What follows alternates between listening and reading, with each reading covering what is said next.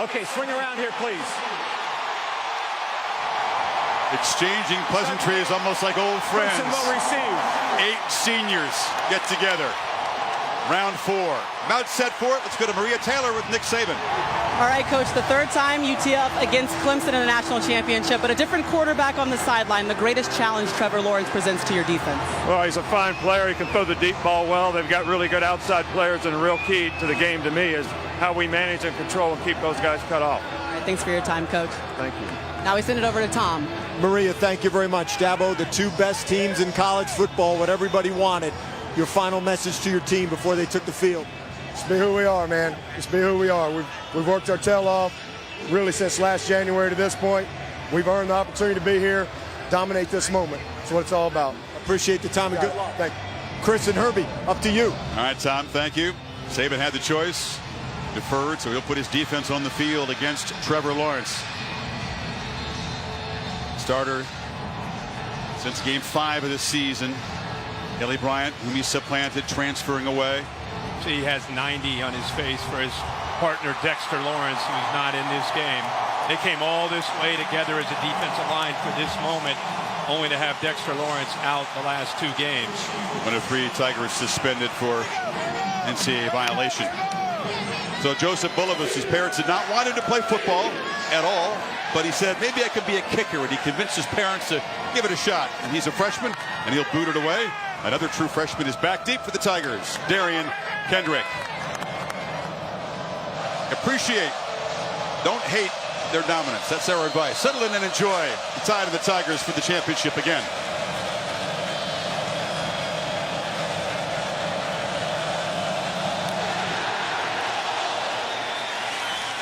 Fair catch, and the Tigers will take over at the 25 with their tall, deep-voiced quarterback from the state of Georgia.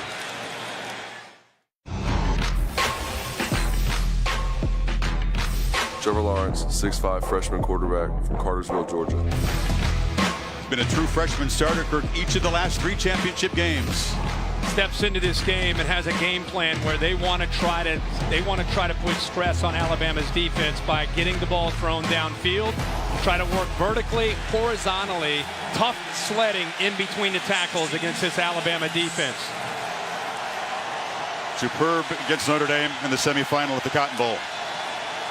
Looking to throw in the first play, and it's batted down. Tried to get it to Etienne in the flat, and Anfernee Jennings, who does that very well, got a long arm up. He's one of the best in the country with the long arms to be able to knock the ball down. That's 11 this year. He's been able to get up, time it perfectly, and bat the ball down. By the way, if he didn't get his arm up, there is a lot of room to run there for Travis Etienne. They'll go back to that play. And Christian Miller, the senior captain linebacker who injured that hamstring in the semifinal, not in the starting lineup. Can he contribute anything tonight? It's an option look on second down, and Etienne gets the pitch but does not get the edge. He's driven out hard by Mack Wilson and Xavier McKinney. Alabama knows that Clemson in this scheme, they want to try to outflank you. They want to get the ball on the perimeter. You'll see a lot of quick passes. You'll see a lot of runs to the outside. Part of that, by the way, is to wear down the talented Alabama defensive line. An early 3rd and 7 test for the freshman quarterback.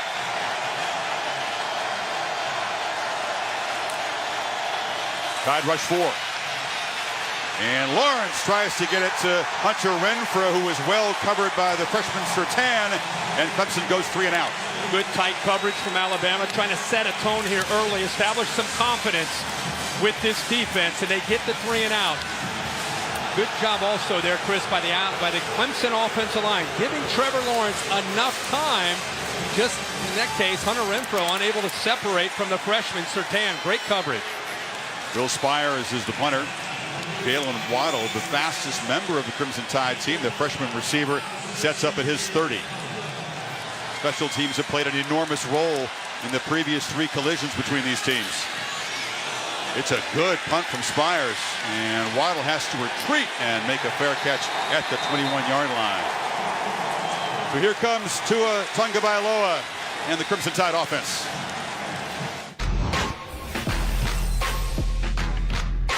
Tua Tagovailoa, quarterback here at the University of Alabama, 6'1" sophomore from Pebble Beach, Hawaii. still continue to get treatment on that ankle, which was operated on about 5 weeks ago, Kirk. Telling us so in our meetings. The ankle feels very, very good. And at this point, I think he's almost mentally moved past this. I think it's more now about execution. I've never seen that kind of energy from him in the huddle on the sideline before the team came out for their first possession. It's Irv Smith, the tight end. Alabama gained 50 yards on a strike to Devontae Smith in the first play last week. A more modest goal here. And don't forget, of course, when these two teams have gotten together. Remember O.J. Howard had those big games? I've heard a lot of people this week saying that Irv Smith could be that guy. When you're looking for somebody maybe off the radar that could have a big performance, Irv Smith is definitely a guy that will get his chances. But there is a great deal to deal with for Clemson. It's not just one receiver. It's 4 or 5 they got to account for, including Smith at tight end. After an 8-yard gain, another throw and a catch, and that is Devontae Smith, who made the game-winning catch from Tua in overtime last year, and they moved to 6 to the 41. Now there's an example of the timing and accuracy by Tua. This ball is out, Chris. Watch this. You'll see this ball thrown before Devontae Smith turns. That's incredible. You can't defend that. I don't care who's out there. When you throw the ball on time like that, well before the receiver runs his route and even turns for the ball, impossible to stop.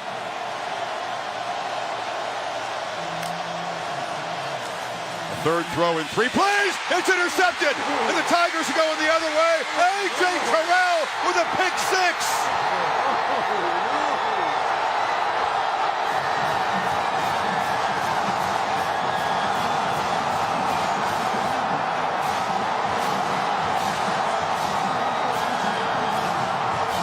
Tua is fooled, Kirk, and the Tigers made him pay. Clemson brought a blitz, and I think Tua anticipated man-to-man. Isaiah Simmons comes on the blitz. Terrell comes off of his man, and Tua was not expecting that.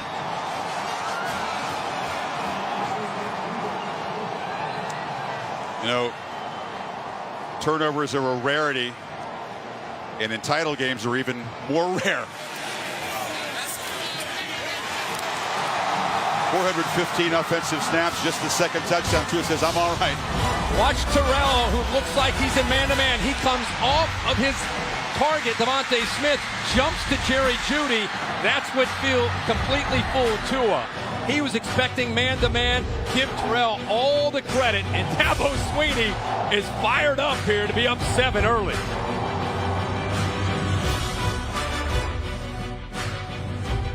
Beginning, few believed, but we kept fighting.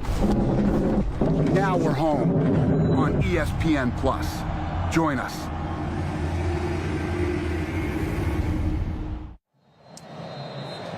"44-yard pick 6 by A.J. Terrell, and the Tigers strike first for the first time in this 4-game series against Alabama. Kickoff by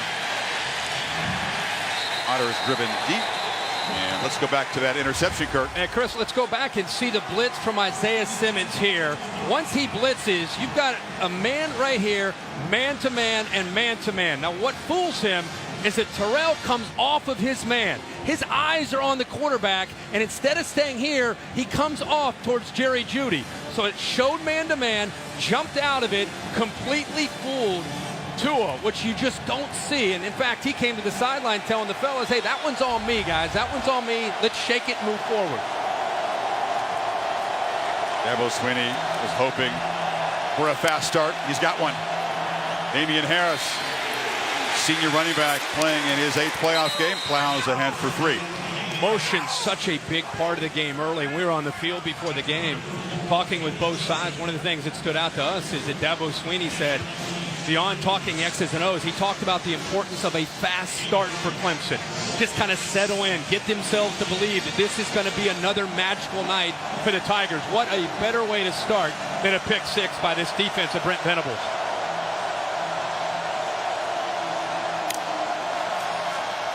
Second down run, and Harris has a crease and shows his strength as he spins free. They'll move the sticks first down to the 38. And every time Damian Harris picks up a run like that, it makes the Clemson defense, especially the safeties, have to respect that.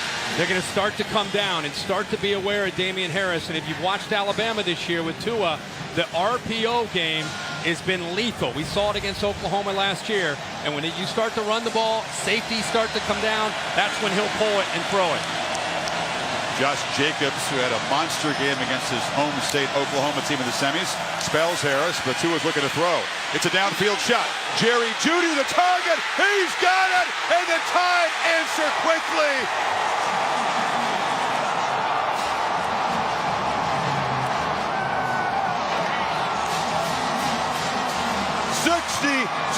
yards for the Biletnikoff Award winner. That's how you shake up a pick six. No question. That's why Tua has such respect by his teammates. Watch in the back right here by the safety. He gets fooled on a double move by Jeudy. A move in and then by him. Tanner Muse came up, bit on the crossing route that he expected Jeudy to be going towards. He got completely turned around. The double move and attacking the Clemson safeties results a touchdown.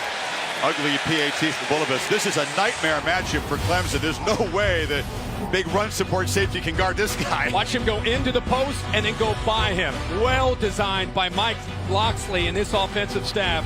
They got Tanner Muse isolated one-on-one and took advantage of it. 2 scores in 3 minutes. An electric start in Santa Clara. The College Football Playoff National Championship game is presented by AT&T. More for your thing. That's our thing. And in part by Taco Bell's new Cravings Value Menu. Value beyond belief. Northwestern Mutual. Spend your life living. And the Ford F-150. It doesn't just raise the bar, it is the bar. How do you like the start of round 4 so far? Tagovailoa hitting Jeudy for 62 yards. Big plays have been a big feature of these last 4 championship games. Kirk, now 7th touchdown of 50-plus yards in the last 4 title games. Yeah, the big play has been there for this offense all year. They can run it, they can throw it. And how about the way Tua responded to the adversity? Came over, tapped himself on the chest saying, that one's on me, comes right back, next throw, touchdown. Here's the boot to Kendrick, who again makes a fair catch. The football season is mayhem, and the All-State bus driven by Curtis Wilson, 3,000 miles this year. Over to Santa Clara. What's the All-State mayhem moment you want to highlight today? Well, we got to talk about Clemson, part of the way that they were able to get here. Remember, they lost Kelly Bryant, left the team after Trevor Lawrence was named the starter. Here, a scare against Syracuse at home. 2:50 to go in the game, 4th and 6. And the backup, Chase Bryce, hits that to convert, keep their hopes alive. They go down to score with Travis Etienne and pull away 27-23. 13-play, 94-yard drive. They have been rolling since that close call. Bryce is ready if an emergency arises tonight. Clemson went 3 and out in their first series. Lawrence, pair of incompletions. And he airmails this one way over the head of a 6'4 receiver, Justin Ross.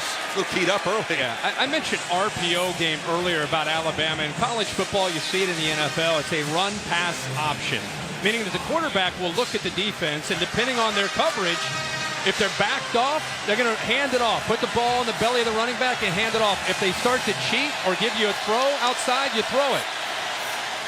And there's the first completion. A flag comes in late. Justin Ross makes that catch. It's in the offensive line pit area. Maybe on Quentin Williams. He kind of went, he dove low, and I don't know if they may get him on that or not. There was Travis Etienne in front of the quarterback, but he did submarine and went low on towards Trevor Lawrence. Personal foul, tripping. Offense, number 74. Half the distance to the goal. Repeat, 2nd down. Mike Cannon, Big Ten official in charge of the crew here. John Simpson guilty of the penalty. They're doing everything they can to slow him down. That's why Quentin Williams went low. John Simpson beaten with that quickness of Quentin Williams, a top defensive lineman in college football, maybe one of the best interior linemen we've seen in the last 5 or 10 years in this sport. Game wrecker, isn't he? Sure is. Outland Trophy winner, so it negates Lawrence's first completion, makes it 2nd and 22. Ball back at the 12. And short completion as they get it to Trevion Thompson, the graduate, the old man of the receiving corps, along with Renfro. There's an example of what we talked about, that run pass option where the coverage was 10 yards off the wide receiver Thompson.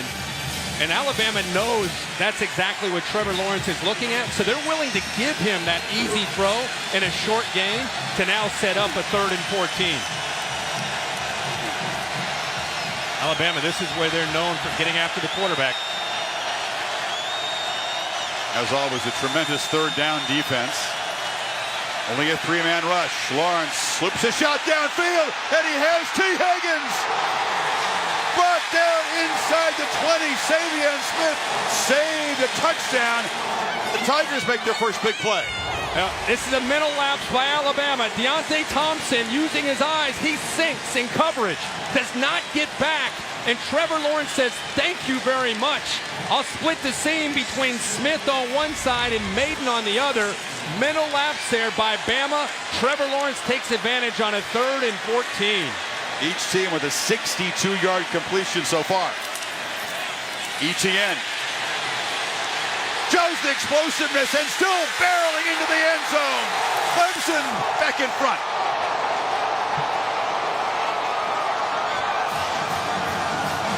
Hey, man, we said there were going to be some fireworks. I didn't expect this. We're not even 5 minutes into the game. Well, big plays by the running backs have not been a feature for Clemson in the first 3 meetings. They have struggled, Kirk, to gain even 10 yards. Etienne gives them a spark, though. Yeah, he shows you the speed and then the power. Great block, good effort there by Amari Rodgers to be able to block Surtain. But a read there by Trevor Lawrence to give the ball frees up Etienne. But that drive all about the 3rd and 14 deep ball to T. Higgins. It sets up Travis Etienne's 23rd rushing touchdown of the season. What a start.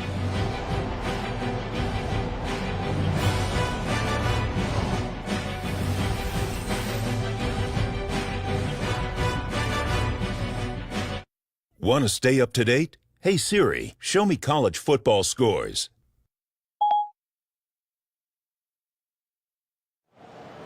Well, the score here of the ultimate game, Clemson 14-7.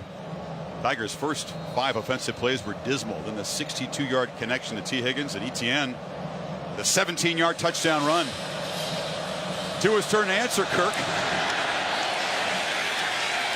And Jacobs will let it stay there. Etienne, born with speed, but look at the added strength this year. Yeah, and look how they're using the ability to read the defensive end. This time it's Isaiah Buggs. Get the talented back on the outside, Etienne. Big blocks by the freshman Justin Ross. Also, you see Amari Rodgers downfield picking up a great block. And for a back to get to that next level and score, see the AT&T pylon cam, you've got to be able to get great blocks by the receivers, and they were able to do that to get Etienne into the end zone. Ran through the tackle attempted by Maiden and Shaheem Carter.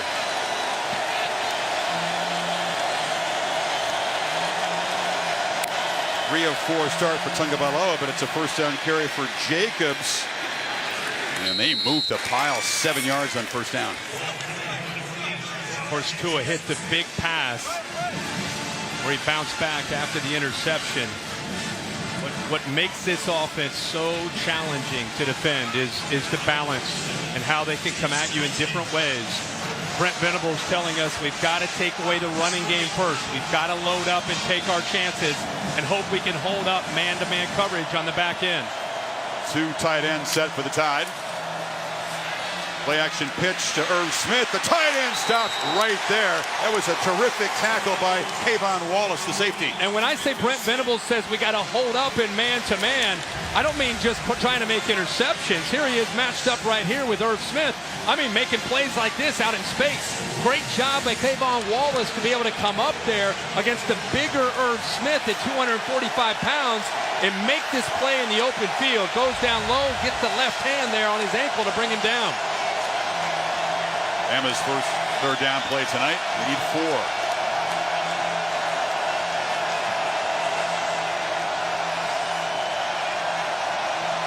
Tigers show pressure and bring it.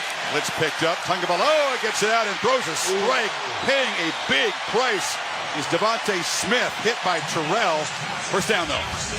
Clemson brought the linebacker blitz. They didn't get there. How about Devontae Smith early on that route, jumping to the inside of Terrell? The big hit there by Turner, but it was the perfect route by Turner to get inside, and with the linebackers blitzing, it was a perfect throwing lane there for Tua to be able to make that throw. And with his accuracy, if you don't get to him, you're going to pay for it on the back end. At 15 to convert on third. No first down throw, a slant. Smith again. That's the play that has given so many opponents, especially Oklahoma, trouble. And so Brent Venables, first thing we said is obviously the Oklahoma game's on your mind. They did a lot of quick slants on them. How do you stop that? And he talked about leverage. Leverage meaning moving his people inside of those routes and taking away space, closing in a little bit tighter with those defensive backs instead of giving them all that space to work their routes. And timeout taken. Charge timeout. Clemson, they're first. It's going to be a 30-second timeout. Venables animated with Kayvon Wallace. What we talked about is eliminating that space, getting up tighter, closer to the line of scrimmage. He talked about how Tua has space to work with. He will completely pick you apart. And that's why they called this timeout, to remind them you can't back off, guys. You got to get up in tighter to try to disrupt that timing. Dabo Swinney joining the huddle. Kind of good cop, bad cop there. Focus on what you're doing is what Dabo was saying. Tua looked very focused since that pick. You talk about Devontae Smith, Kirk, but he made that heroic catch to beat the Dogs. That was just his 9th catch last season. He has really emerged this season. Yeah, and he's also healthy now. You know, he battled through a hamstring injury through about the middle of the year. The time off before the Orange Bowl really helped him get back to 100%, and we saw that. He had 6 catches and 104 yards and a touchdown against the Sooners. Play action on first down. Tua steps up and throws across the middle. It is Smith, the tight end, busy. His 3rd catch already. He beats Wallace, and they're inside the 20. Watch Irv Smith run his route right here. Watch how athletic he is for a big tight end. He's going up against an undersized Wallace who's trying to stay with him. He made that play a few plays earlier where he made the tackle. But I'll tell you, athletically, Irv Smith is a nightmare to match up with, because if you use a smaller guy, he can use his size, but in that case, he uses his quickness. Tagovailoa pressured and just has to chuck it at the ground. Clelin Ferrell, ACC's Defensive Player of the Year, was in his face, and they're jawing about it. Ferrell's fired up because he's going up against Jonah Williams. I'll tell you what, you want to watch a matchup, a game within the game? Watch this side over here. Jonah Williams, they say, could be a top 15 pick. Ferrell, if he decides to come out, could be a first-round pick. He won that battle. We will keep a close eye on that game within the game throughout the night. It's on the left side of the Alabama offensive line with 73 from Bama going up against 99. 2 All-Americans going head-to-head. Burrow won the Ted Hendricks Award, best defensive end in the country. Najee Harris, it's a homecoming game for him, and he's got the football running right. And Harris, who's waited a long time and bided his time as part of this rotation, I think he's incredibly inspired tonight, playing just down the road from his Antioch, California home. Boy, that was a big-time block by Wills on the right side, 74. Chris, he went underneath Austin Bryant, got him up in the air, and put him on his back. And that's what opened it up there for Najee Harris to have some room to run. That's sending a message by the right tackle. 2-back look now. 3rd and less than a yard.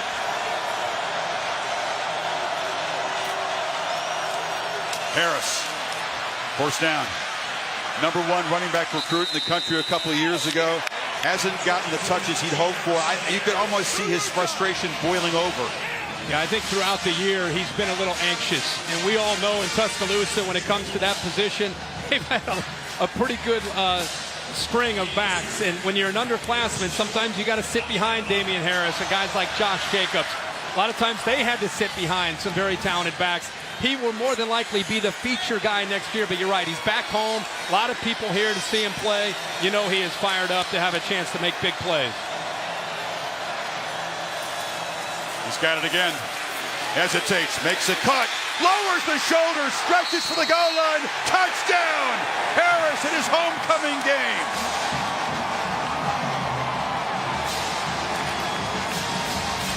see if he got the ball across before he hit the ground. Tremendous job to stretch out. I don't know. Oh, regardless, what an effort. What an effort. He goes over. He just is able to extend that. Mullen, Trayvon Mullen. No, I think you're right, Chris. He's going to be a little bit short of the goal line. Anything other than the hand and foot touches, he's down. Looked like his right thigh. Gives you a good look at it. Yeah. Watch his right thigh where it touches, and then watch the ball. There. Yeah, he's the left thigh actually is down first. So I believe that the Big Ten replay crew will reverse the call. Ruling on the previous play was a touchdown. The play is under further review.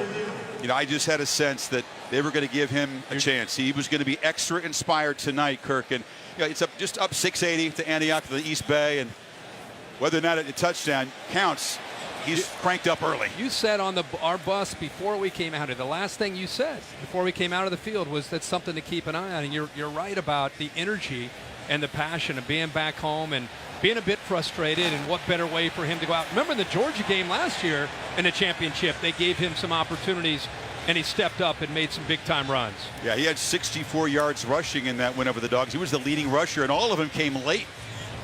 I'll tell you one thing that I'm taking away, not only the great effort by Najee Harris, this is a really good look.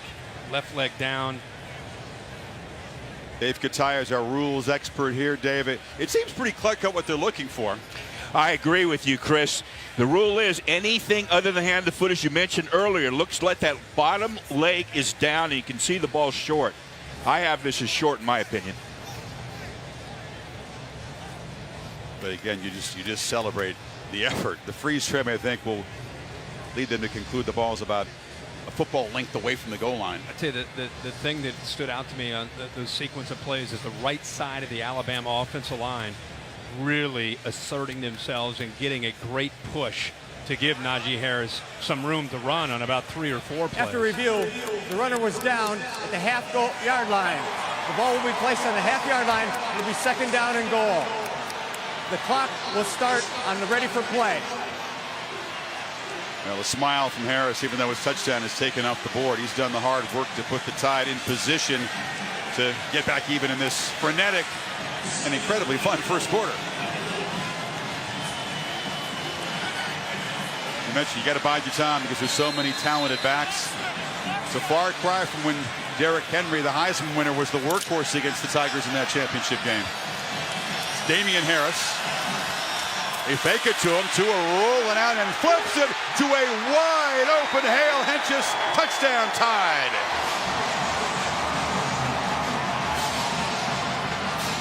They got a lot of options on the goal line, don't they? Yeah, they overloaded the right side. They put everybody on the right side. The tight end is lined up here because they overload the right side. He sneaks and ends up getting out of the flat. Wide open. Clemson not expecting that with a tackle overload that right side. Everybody's thinking you're going to run the football. Great time to come back with a play action look the other way. Ooh, it's off the upright and no good. And Alabama has missed a PAT for the 9th time. They miss more PATs and field goals than any team in college football. So the freshman doinks it, and Clemson retains a 1-point lead. We're back after these messages. You're watching the College Football Playoff National Championship game presented by AT&T.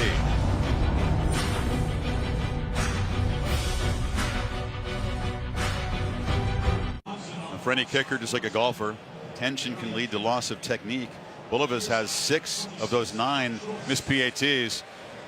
A lot of scoring so far, Kirk. You wonder, will the football gods make that one extra point doink play a role tonight? Bulovis also the kickoff man.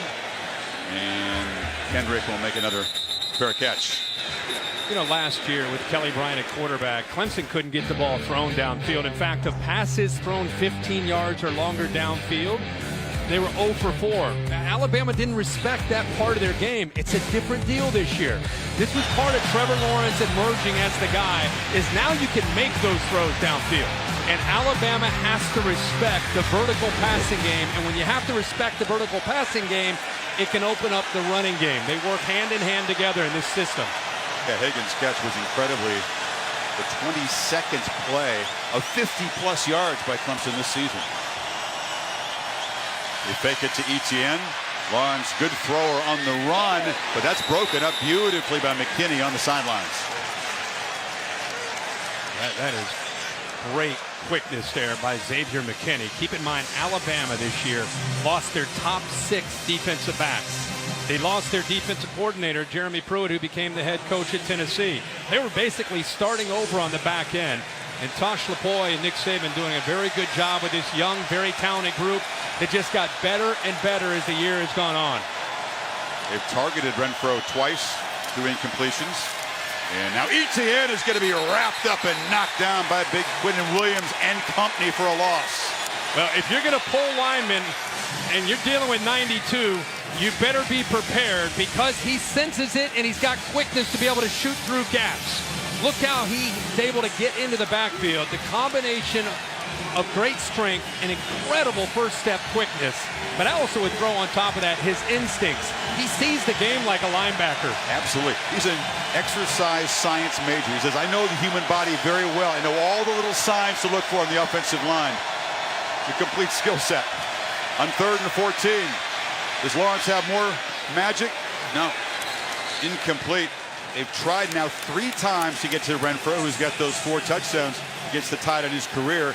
McKinney in coverage there. The Clemson sidelines a little frustrated talking to the official. Xavier McKinney getting physical there with Hunter Renfro, just kind of shoving him into the sideline before the ball is in the air. It was Minkah Fitzpatrick who made it his mission a year ago in the semi to take away Hunter Renfro, and they did in large part. Caught 5 passes, but not big plays. Of course, he haunted the Tide in the 2 championship games. A game winner from Watson. So Bama to get the ball back down 1. Waddle standing at his 37. Spires rolls and kicks it rugby style short. And Waddle on the hop, a dangerous play in traffic, but it works as he scoots near midfield. Pretty bold. Very bold. Now tomorrow on ESPN, the first Super Tuesday College Hoops doubleheader of the year. Zion Williamson and the top-ranked basketball team in the country. Duke taking on Wake Forest at 7 Eastern. Duke just getting by Clemson the other night. Then the Tar Heels and the Wolfpack from Raleigh. Both games also on the ESPN app, so you can watch them anywhere. Now, Bama's been running the football. Najee Harris in there. It's a good time for them to set up some shots and trying to go downfield. Those safeties now aware of Harris in the running game. And good call. They pitch it to Judy, who's going to be knocked out of bounds by Trayvon Mullen, but it's a first down. To Maria Taylor. Well, guys, Tua was getting a little bit of attention on the sideline. He came off complaining about some pain in his right hand, and they got some tape out and wrapped it up a little bit. Dr. Lyle King took a look at it. He's the same surgeon that performed his ankle surgery, and head football athletic trainer Jeff Allen before he went back out on the field. Good thing he's a lefty. He's actually a natural righty, but his dad said, oh, you're going to throw the football with your left hand. Worked out well. And Najee Harris in the secondary again. And the inspired Californian first down at the 26. Yeah. Clean Pearl on a stunt came down, almost had a chance, but just got an arm on Najee Harris. You're not going to bring Najee Harris down with just an arm. Clemson likes to twist and slant and angle their D lineman, and that time 99 almost had a chance to come down and make a play, but unable to because of that power. Tide running game is churning. 13 on that carry.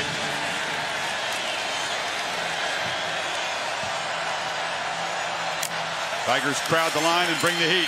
It's picked up, and Tua delivers. Fingertip catch across the middle. Beautifully caught there by Judy. It's another first down. Now, the middle of this field right now is open. Bringing a blitz right here, and because of that blitz, look at the middle of that field and the effort here to be able to make that catch, fingertip catch by Jerry Jeudy, who won the Biletnikoff as that top receiver in the country. Both linebackers shot their gaps. Najee Harris picked up the blitz, and Tua had just enough time to get that ball thrown to Jeudy. Since that interception, he's been almost flawless. Damian Harris running right. Gets downhill in a hurry, doesn't he? Inside the 10. Tua goes to the line of scrimmage when they get down in this red zone. And if you're going to keep your safeties back, they're going to run the football, especially the way this offensive line right now is winning the battle at the line of scrimmage. They're almost forcing Clemson to bring Tanner Muse and Kayvon Wallace and Isaiah Simmons up into the box, which would create one-on-one coverage, which is exactly what Tua wants in a pass game. Strength on strength. Tigers are a tremendous red zone defense. Tide very hard to stop down here.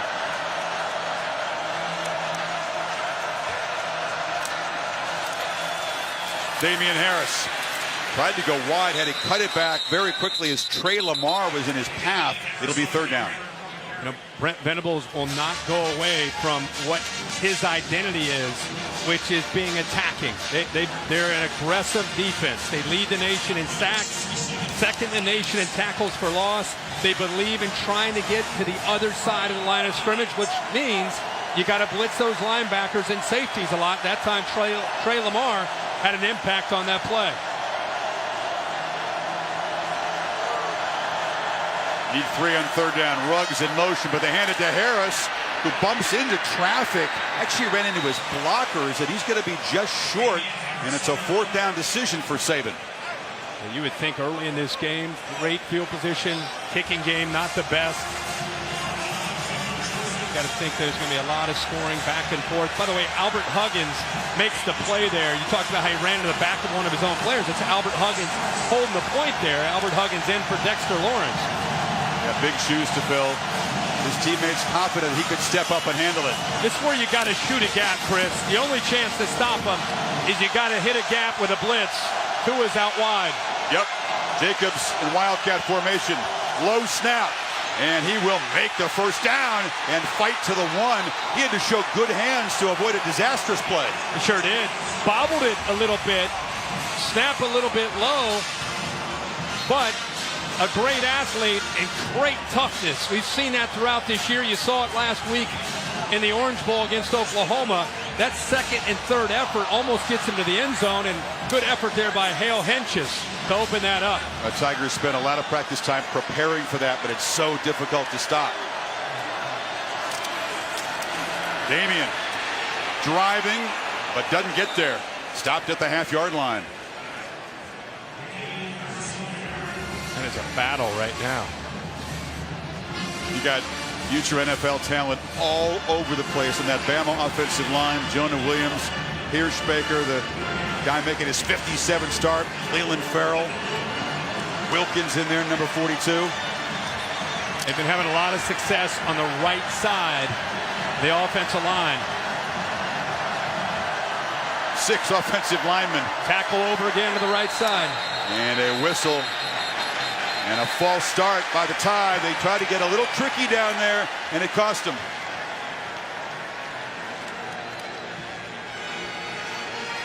False start. Offense. 74. 5-yard penalty. Second down. Alex Leatherwood. Again, Kirk, so many options down close. They kind of outbox themselves against Oklahoma down here, didn't they? Right. See the tight end right here? You got all the manpower over here with a tackle over. They put the tight end to the left. They threw the touchdown pass out of that formation earlier, but they clearly came up with a kind of a change-up, break a tendency or two, try to throw Clemson off with that formation they've used a couple times. And there's the tape. Maria talked about Tua's right hand. He ripped that stuff off. Second and goal. It's a wide receiver screen to the speedy Henry Ruggs, but the sophomore knocked down at the 4 very nicely by Isaiah Simmons. Good job by Clemson getting off of blocks. Isaiah Simmons. Also, you saw Kayvon Wallace getting off of that block. I thought it may have a chance to spring and get into the end zone, but not only good athletic ability on the back end, physicality to be able to get off the blocks. Big third down here. Seconds ticking away in a very entertaining opening quarter. So far, the missed PAT by Bulovas is the difference. 14-13, Clemson with the Tide threatening on third and goal when we begin the second quarter. Lawrence and Tua, as advertised.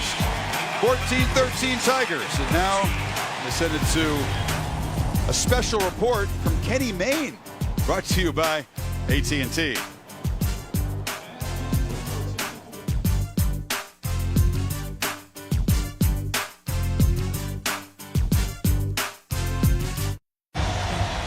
Set for the second quarter, the college football playoff national championship game presented by AT&T.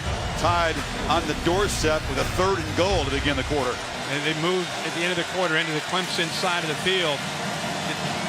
Chris, you can see in the first quarter, only 10 plays for Clemson. The reason that's important, Clemson wants to try to tire Alabama out. They need a lot more plays and a lot more time of possession.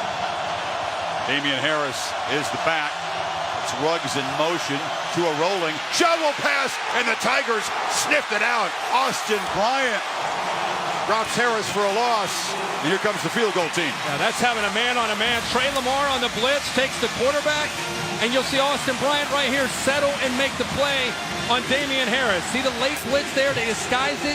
Trey Lamar takes Tua. They tried to catch Clemson napping, but this is where the experience and the veterans up front for Clemson pay off. Great job by Austin Bryant, the senior. So Bulovas, who had the PAT miss, out for the field goal, hasn't missed since mid-October. Has been automatic inside of 40, and nothing feels automatic tonight. You slide that one in. Automatic. Tide stopped at the doorstep. We talked about how tough it is to score on Clemson down there in the red zone. But the false start penalty, Kirk, when Bama was getting a little cute down there, ends up costing them 4 points. Yeah, it ended up costing them, but it also worked for them, that same formation when they went with the play action. This game now, it's just you settle in, you got a quarter behind you, and now you got to go out and execute. If you think about Clemson and their numbers, they hit that 62-yard pass. Other than that, look, 86 yards total offense, 2 3-and-outs. And Lawrence right now is not able to really have a chance to get things going. Long way to go. But for them, I think a big part of it was very similar to Deshaun Watson when they beat him. They ran 99 plays. Everybody talked about how Alabama tired out in the second half. But when you run 10 plays in a quarter, that's not going to do it. We knew it'd be a lot different than last year, Kirk. Bama gained a total of 264 against the Tigers in the semifinal win. So very different approach. 224 in the first quarter. Yep.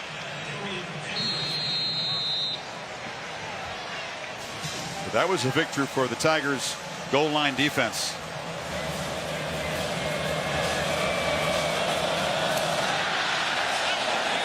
And Bulovas with another mistake. It's an ugly kick, and Clemson will take over at the 35-yard line. It's a rough start for the kicker. Now it's time to go from plan to play, brought to you by Northwestern Mutual and the incredible accomplishments of 2 of the most successful senior classes in FBS history. Bama #1. If Clemson can win tonight, each class would finish their careers with 55 wins and 2 national championships. Incredible accomplishments. Clemson's case of the defensive linemen, many thought last year they would head off to the NFL. Instead, collectively, they decided to come back and try to chase a championship. And what more can you say about Nick Saban? Seems like every senior class you talk about is breaking some kind of record from the previous class the year before them. Both coaches said, we're going to be better next year. So look out, world. Neither team going anywhere. Tavian Feaster is the back now, but Lawrence is looking to throw the ball, and a flag comes in. That was Savion Smith defending on Higgins. Got very handsy there by Savion Smith. It's a good matchup back into the boundary with T. Higgins, who has great size at 6'4". Defense, number 4. 15-yard penalty. Automatic first down.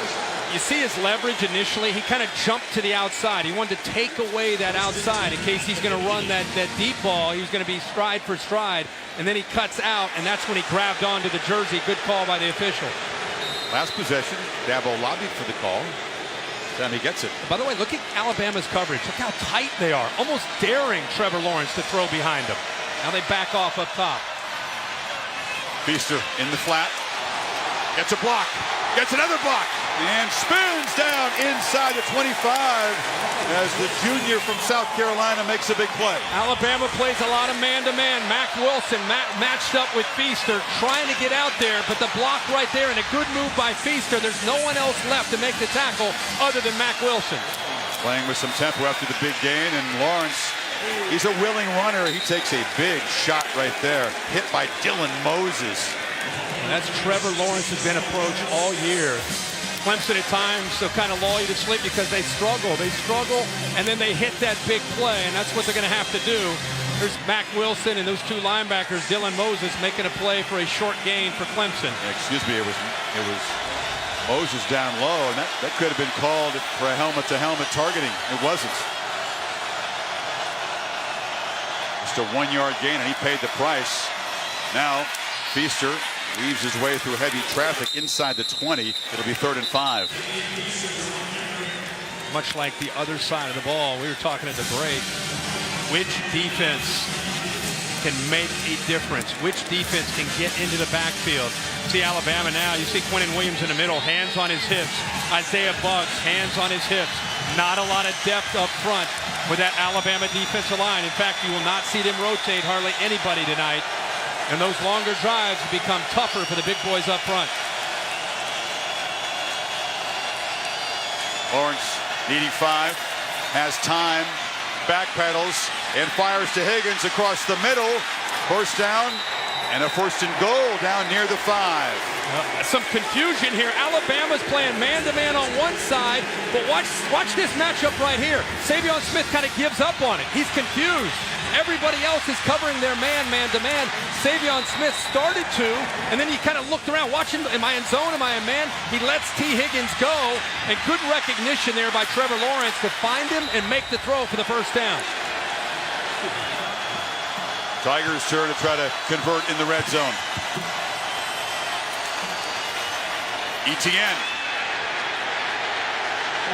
bites down near the goal line. They tried to push him from behind. The O-lineman helping him along. He's just short. You talk about how he's changed from last year as a true freshman who was just fast to who he is this year. Look at this toughness. Look at the strength that he has in his lower body. Travis Etienne is no longer just one of the most explosive backs. He is now a power back. He ran right in to the middle linebacker, Mac Wilson.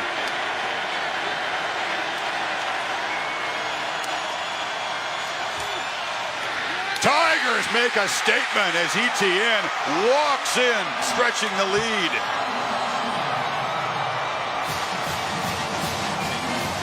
Six plays, 65 yards. More like Clemson right there. They've got to be happy with that drive. And Travis Etienne, he is not, if anything, he's accelerating through that hole. It's a good job on the left side of that offensive line, opening things up and making it easy for him to get into the end zone. Big Justin Falcinelli, the graduate, excellent scholar athlete, the center making a block there. Back and forth. Clemson's offense scores for the second time, and they're back in front.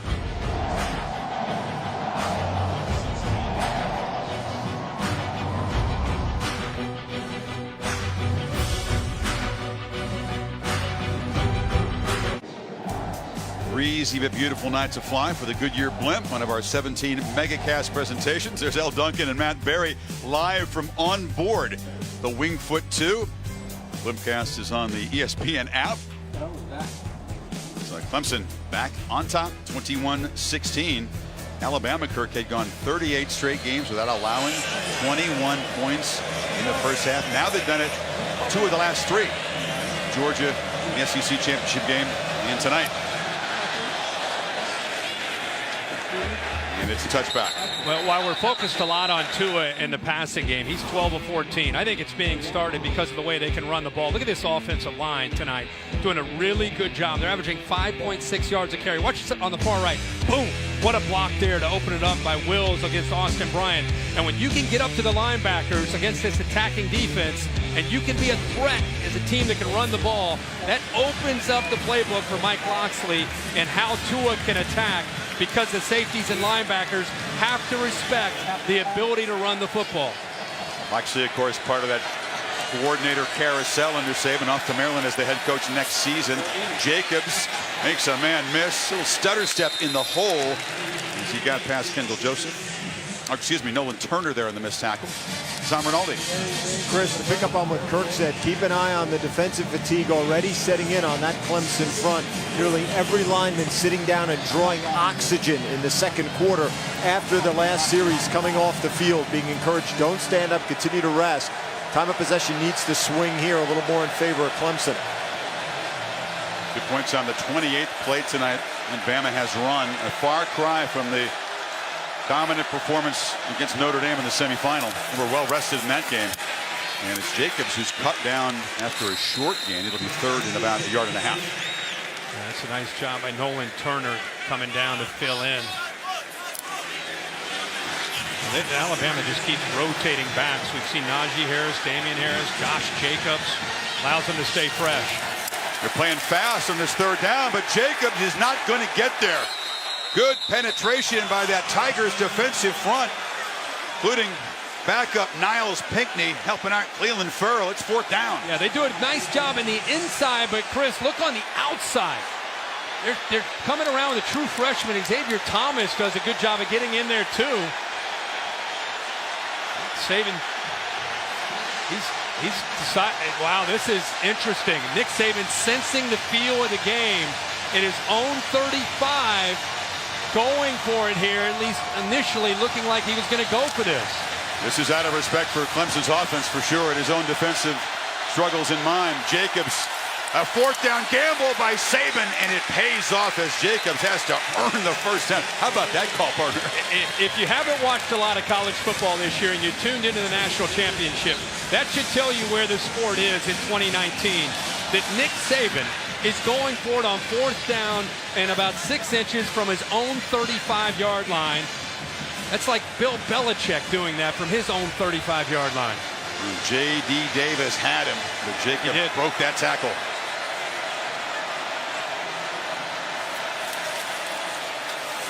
And Jacobs, big man last week against the Sooners, running hard for 8 more. Now that's one of those decisions. If they end up going down and scoring, you put an asterisk by and remember that decision by Nick Saban. Remember the onside kick when he felt like his defense couldn't stop the Tigers? Absolutely. And he already, I think, is sensing here with 9 minutes to go in the second quarter. This is going to be one of those games. It's a back and forth. Every possession counts. And he's confident in his guys to pick up that first down, even though it was deep in his own territory. An offensive line can feed off of that when the coach shows faith in you. Jacobs makes a nice cut. Another cut slipped down at the 44, but Josh running hard. Terrell had the pick six. He whiffed on this one. Now, Travis Etienne, I've said before, could be the most talented back in the country. You can make a really strong case for Josh Jacobs being in that discussion, too. They're loaded in this backfield in Tuscaloosa. Look at the moves, the change of direction, low center of gravity. He is a complete back and will be playing on Sundays for a long, long time. He was not a heavily touted recruit out of Oklahoma when the Tide signed him. Tua looking to throw and first down.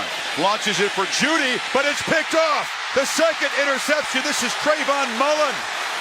And Mullen getting some blocks and still going. Tight roping out near midfield as Tua is picked off for the second time.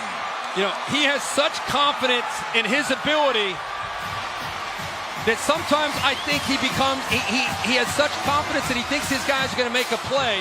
The safety this time fools him. Wallace was sitting on the hash. He thought he had man-to-man. Instead, Mullen drops back. He threw the ball before he even looked at the coverage. He anticipated the coverage. He didn't read the coverage. And because of that, he just threw it thinking his man's going to make a play. And instead, Clemson baits him and picks him off for the second time. And Deshaun Watson, honorary captain tonight. He split his 2 appearances as the Tigers quarterback against the Tide. He likes that one.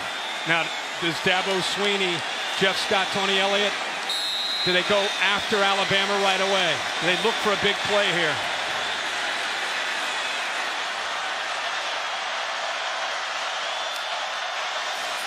Etienne wrestled down by Quentin Williams after a short gain. History suggests at this point of the field, with a 5-point lead, they might take a risk. Yeah, I mean, anytime you have a quick change and you have a chance to get a big return, you're in plus territory, why not take a chance if they give you the right coverage? Trevor Lawrence has the arm. He's got receivers that can make plays on both sides. He's got Justin Ross against Surtain, who was picked on earlier and picked on frequently by Oklahoma in the Orange Bowl, to the right of the formation. Lawrence is looking in the other direction, and a low throw. Renfro goes down and makes the catch, so it's 43 straight games with a catch for the man who's finally concluding his Tigers career tonight. And great job of getting his hands down low. You see the nose of the ball down. That's a tough ball to catch.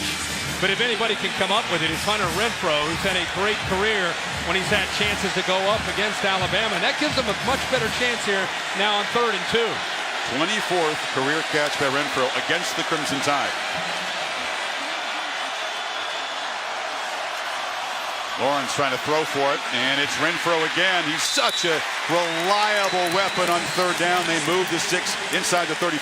Dylan Moses looked confused there based on him seeing trips into the sideline. He's looking around at the defense, even to the sideline, wondering what he should do. And Trevor Lawrence ends up throwing the ball right there.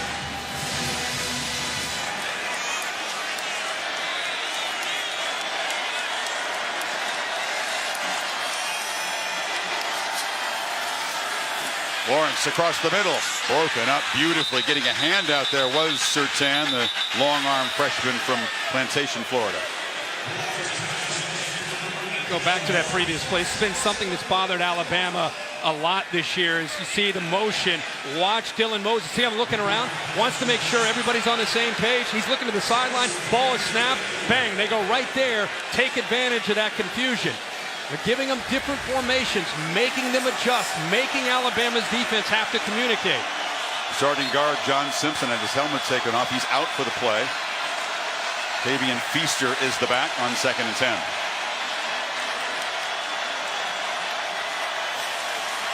And they try to get it to him in the flat. Ball tipped up in the air. He makes the catch on the carom. Jennings again got his arm on it. Man, how about that play?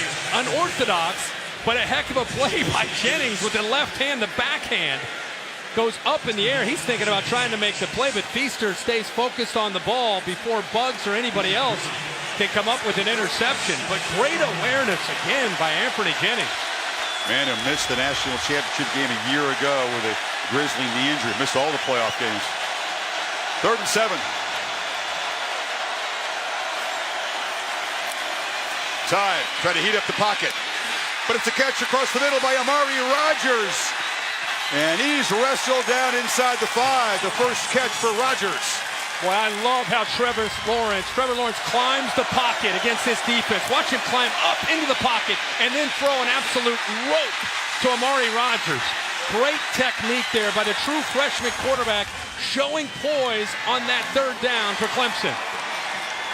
25-yard gain. Can the Tigers muscle it in for a 2nd time with a 1st and goal?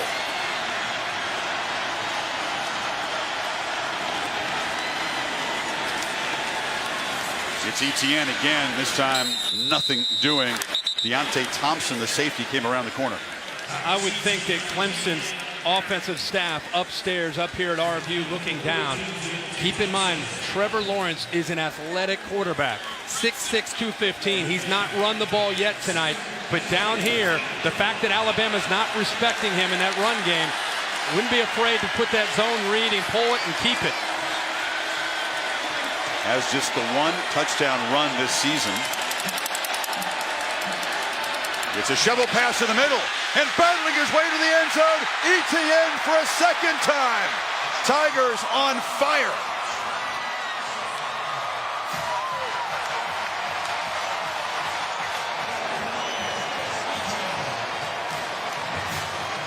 Go back to the interception. Trevor Mullen makes the interception.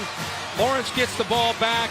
8 plays, 47 yards, and a chance to come up with a touchdown. And what a call by Tony Elliott and Jeff Scott.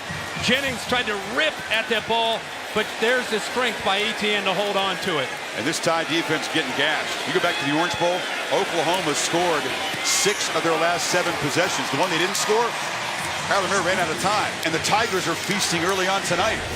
Exactly, and here's that interception by Trayvon Mullen. Makes the big play. 2nd interception of the night for this Clemson defense. Gave the ball back to Trevor Lawrence. Each cornerback has a pick.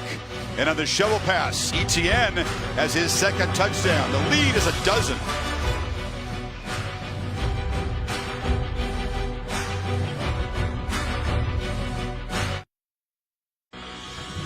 The College Football Playoff National Championship game, presented by AT&T, is brought to you by the all-new Chevy Silverado, the strongest, most advanced Silverado ever.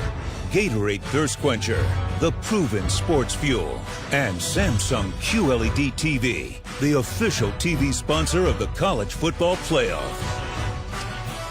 4:38 until halftime. Imagine Dragons will take the stage, a special halftime performance. We'll also take you behind the scenes of Marvel Studios' new movie, Captain Marvel, in theaters March 8th. Treasure Island is where the concert is. Folks getting ready for some music, watching some exciting football. Look at the playoffs, Kirk.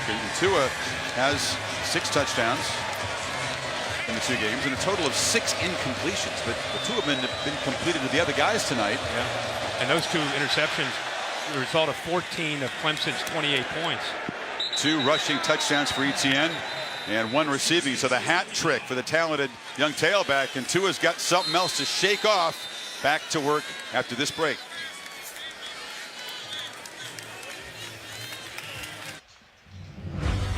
Taco Bell brought the best of the regular season to the CFP by creating the Taco Bell Live Moss student section, picking up the tab for 500 students from each school. And the Clemson faithful enjoying their long journey. It's the team's first game in California in 52 years. They played the Trojans at the Coliseum. They played Pacific back in 51, just the 3rd ever California visit. Damian Harris and the Tide find themselves down a dozen as Trevor Lawrence has outplayed Tua so far, avoided the big mistakes.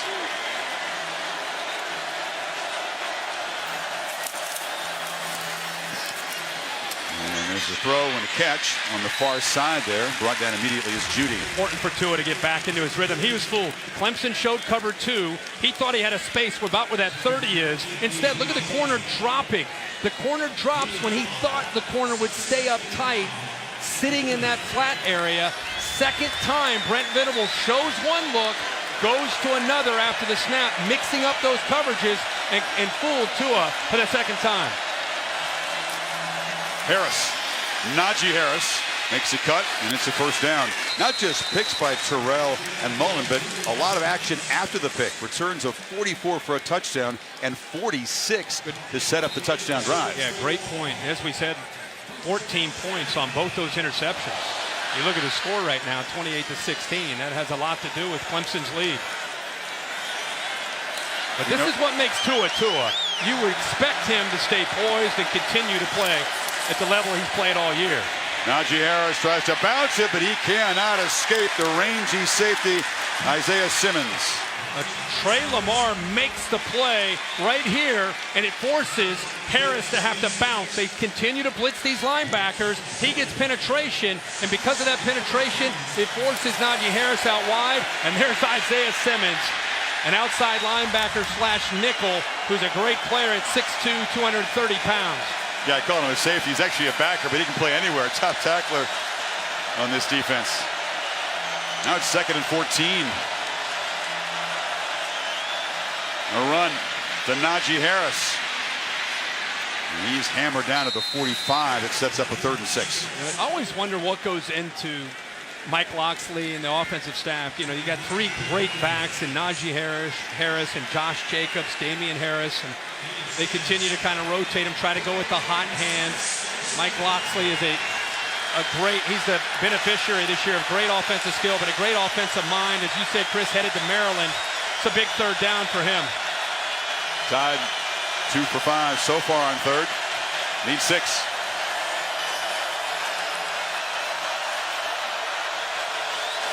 Clemson crowding the line, but they back out. Now late pressure, and Tagovailoa is hammered. Trayvon Mullen, who just had the pick, gets home on a blitz. And Tua slow to get up. Chris, they disguise this.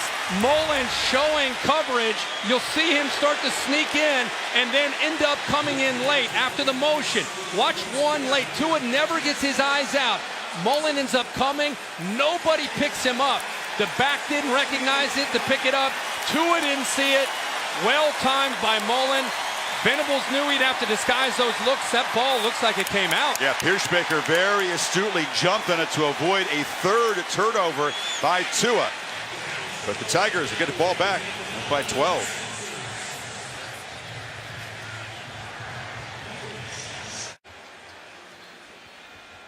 Bama's first punt of the night coming up. At halftime, after the Imagine Dragons perform, stay tuned for the Mercedes-Benz halftime report. Tua right now out of sorts a bit. Not seeing that blitz, and that ball ended up being a fumble, as they called on the field. I thought his knee was down in live action, but you could tell in the replay that ball came out. If he sees this blitz and recognizes this, Chris, he's able to dump it out to Najee Harris, who's slipping out of the backfield. In fact, Najee Harris wants the ball to come his way. If Tua would have kept his eyes on that blitz, he's looking right. Najee Harris to the top left. He's jumping up and down, wanting the ball. So their answer to that blitz is to immediately throw the ball right there, right now. If you recognize it, he never saw it. And this is a quarterback that hasn't made mistakes like this. So it's partly Tua, but also it's Brent Venables in this Clemson defense that's creating these opportunities. They're fooling him right now. So it's Lawrence and the Tigers back to work. ETN, 3 touchdowns already to his left. 2:04 before halftime. Bama will get the football to begin the second half. Lawrence from the pocket. Long throw. You see the arm strength. That's Trevion Thompson out near the 40. 2 things. Number 1, recognizes it's cover 2, goes right over top of Smith, the corner who's sitting up close, up in the flat. He goes right over top of him, showing that arm strength, and in front of the safety, and puts it there to the senior Thompson. He's played more games at wide receiver than any Tiger ever. Good protection in the pocket. Another long throw, but it's too long. It's into the Alabama bench. I want you to keep in mind in his first half, this kid, Trevor Lawrence, is a true freshman. Look at the composure. Yeah, he's 6'6", 215, ridiculous physical skills. This is what he did at Cartersville High School. Had an incredible career. He started 4 years. And I think that experience, imagine starting as a 14-year-old in a high school, the pressure of Georgia high school football, I think those experiences at Cartersville allowed him to step in as a true freshman. And the game is not too big for him. Turned 19-year-old in October. He's eight of his last 10 now. Looks like he's born to do this. And they added the lead before halftime. Well, time was running now. There was a rare moment of confusion, and Lawrence calls a timeout. Lawrence family nurturing him, Amanda and Jeremy, not applying heavy pressure. They were tough on him, and they were tough on him in school, tough on him as an athlete, but he was grateful for that. He told me it helped forge him as a person and a player. And he has arrived at Clemson ahead of even where Deshaun Watson was when he arrived. I just look at that position around college football anymore, and I think the development with the quarterback coaches, the pressure that these guys are under with the Elite 11 programs, they travel all over the country, they're in camps. He had a great high school coach at Joey King at Cartersville High School. They've got a great relationship, and Joey King worked hard with him on understanding formations and coverages, and they would tell you that had as much to do with his development and showing up at Clemson ready to play as much as anything. Graduate student Adam Choice is the back on this 2nd and 10.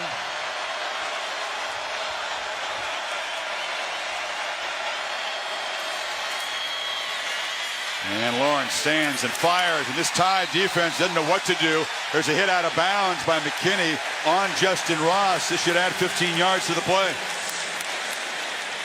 There's that frustration. We saw a little bit of that when we went to a break. McKinney and one of his teammates, Shaheem Carter, kind of going over maybe a previous possession on the sideline, kind of just dead ball, competitively. Personal foul. They hit out of bounds. Defense number 15. 15-yard penalty. Automatic first down. You see Saban and Tosh LaPointe's defense, they're rattled right now.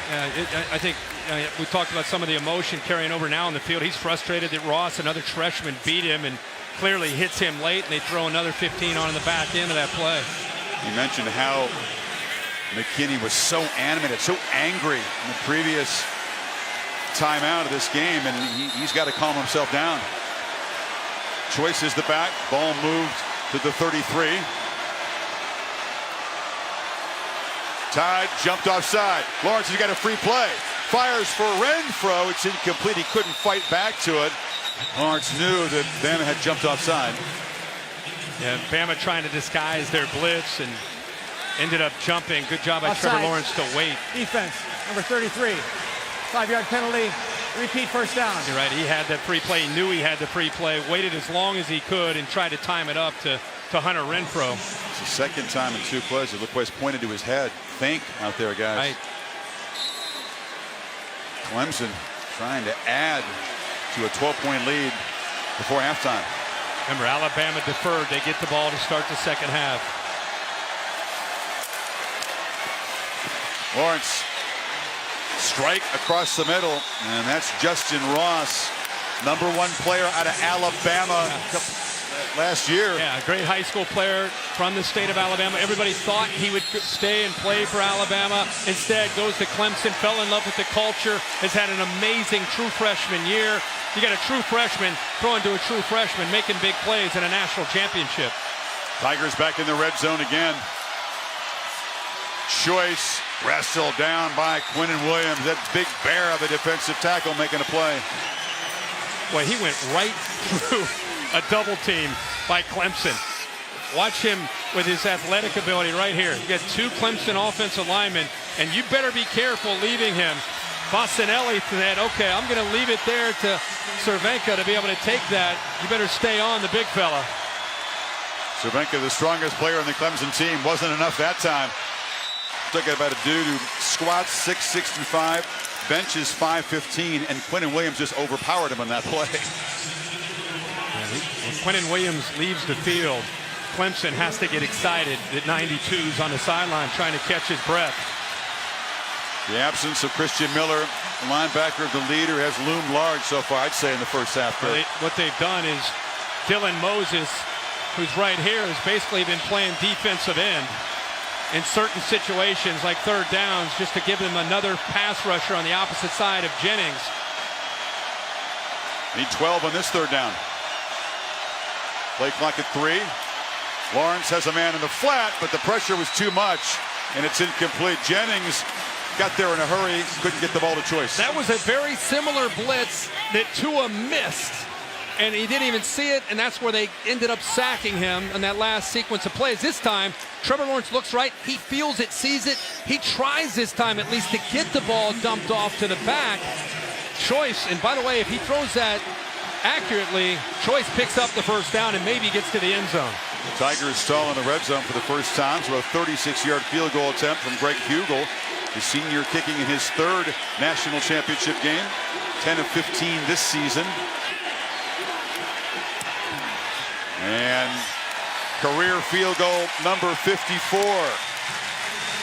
And the Tigers move it 61 yards quickly and add to the lead. A 15-point margin, 45 seconds before halftime. Goodyear providing aerial coverage to celebrate the 64-year legacy in the sport. The College Football Hall of Fame down in Atlanta will induct the blimp as an honorary member of the 2019 class. Goodyear more driven. It's the first non-coach player. Non-player. It's a huge honor. That was a big stop by Alabama. You know, they have 45 seconds left. They have 3 timeouts. Tua has not been in sync. Let's see what Alabama decides to do. But if they give up a touchdown there, obviously it's a totally different deficit that they're dealing with potentially going in at halftime. So the defense steps up, only allows the field goal by Clemson. Largest deficit of the season Bama has faced. Still a 2-score game thanks to that stop there. What do you think Saban and Mike Locksley would like to do with the last 45 seconds? They have all 3 timeouts. Tua, you still have to have confidence. He's the guy who got you to this point. You got to be aggressive. You got to attack. At least try to get in the field goal range.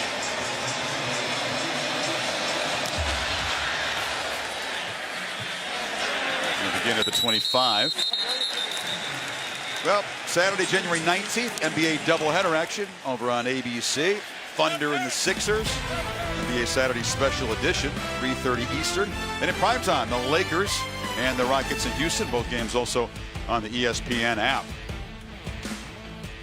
time, we've seen a theme of Brent Venables mixing up coverages, changing up looks, bringing blitzes late, showing one coverage before the snap, jumping to another coverage after the snap. It's caused some problems.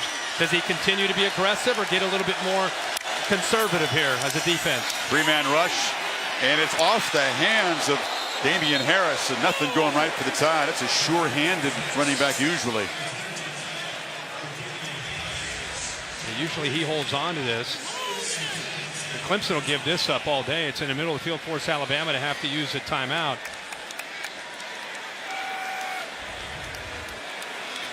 Jerry Jeudy covered by A.J. Terrell on the right side of the formation, top of your screen.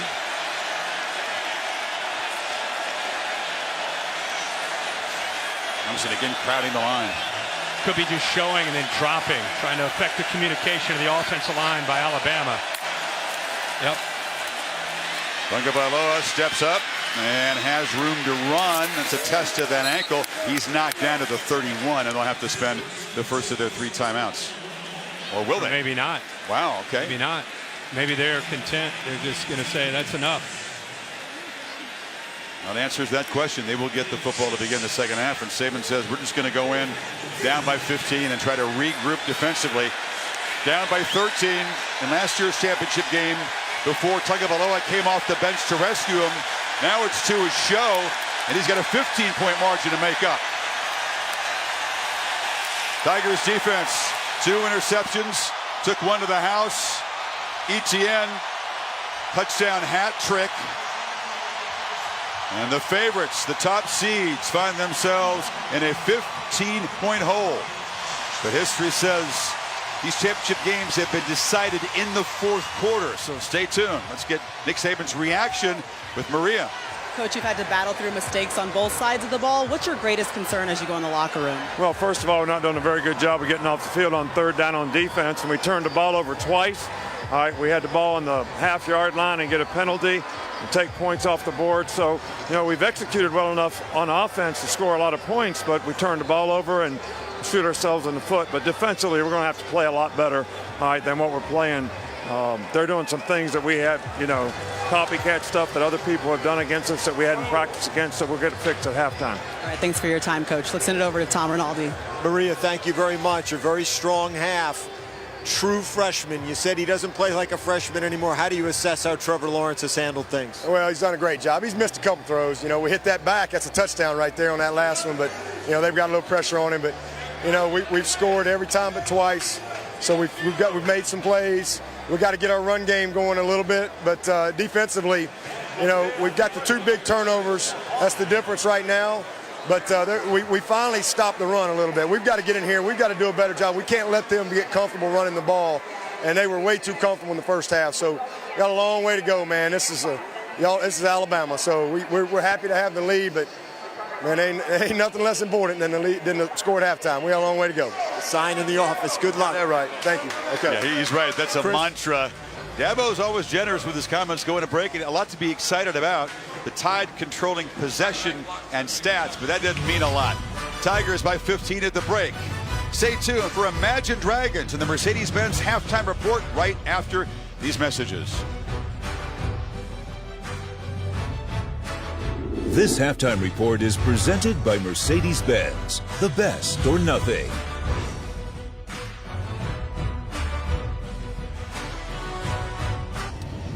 Team is back on the field for the second half. Welcome back to the Mercedes-Benz halftime report. Clemson Tigers drew first blood with a pick 6 by A.J. Terrell, and they have a 15-point lead. Tua Tagovailoa, a couple of interceptions, also had a fumble that Tide recovered, Kirk, but it's the largest halftime deficit ever for Bama under Nick Saban, and they've got to make the adjustments. We'll start with the defense. What do they got to do? Well, first of all, Nick Saban he's known for his ability to make adjustments. You heard him talking when he walked off about the importance of being able to do that. Big thing they have to do, they've negated the running game. They've taken it away. They've been able to contain ETN for the most part. He's only at about 24 yards.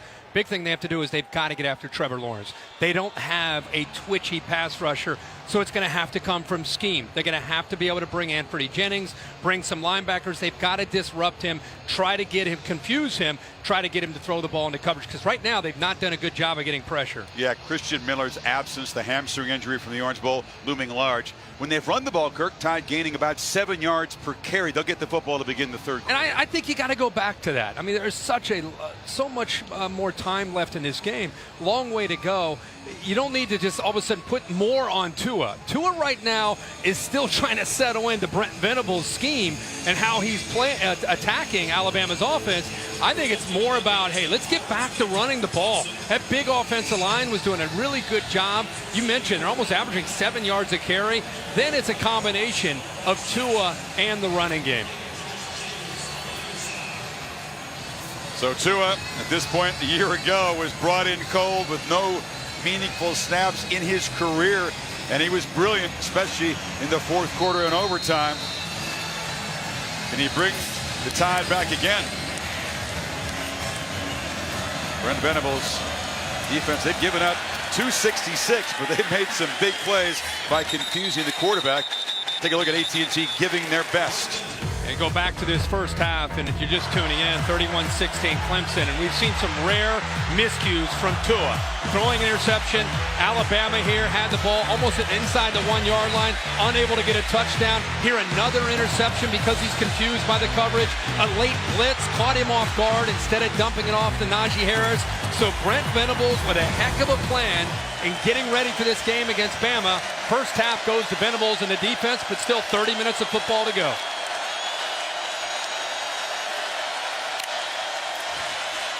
Damian Harris breaks the tackle and barrels forward as they do stick with that productive running game. Quick first down. Yeah, absolutely. Clemson's going to blitz their linebackers. It's a high-risk, high-reward type of approach. It worked out for them in many cases. But if Alabama can pick those blitzes up, there's a lot of room to run for these running backs, and it's a great way to start this second half for Mike Locksley and this Bama offense.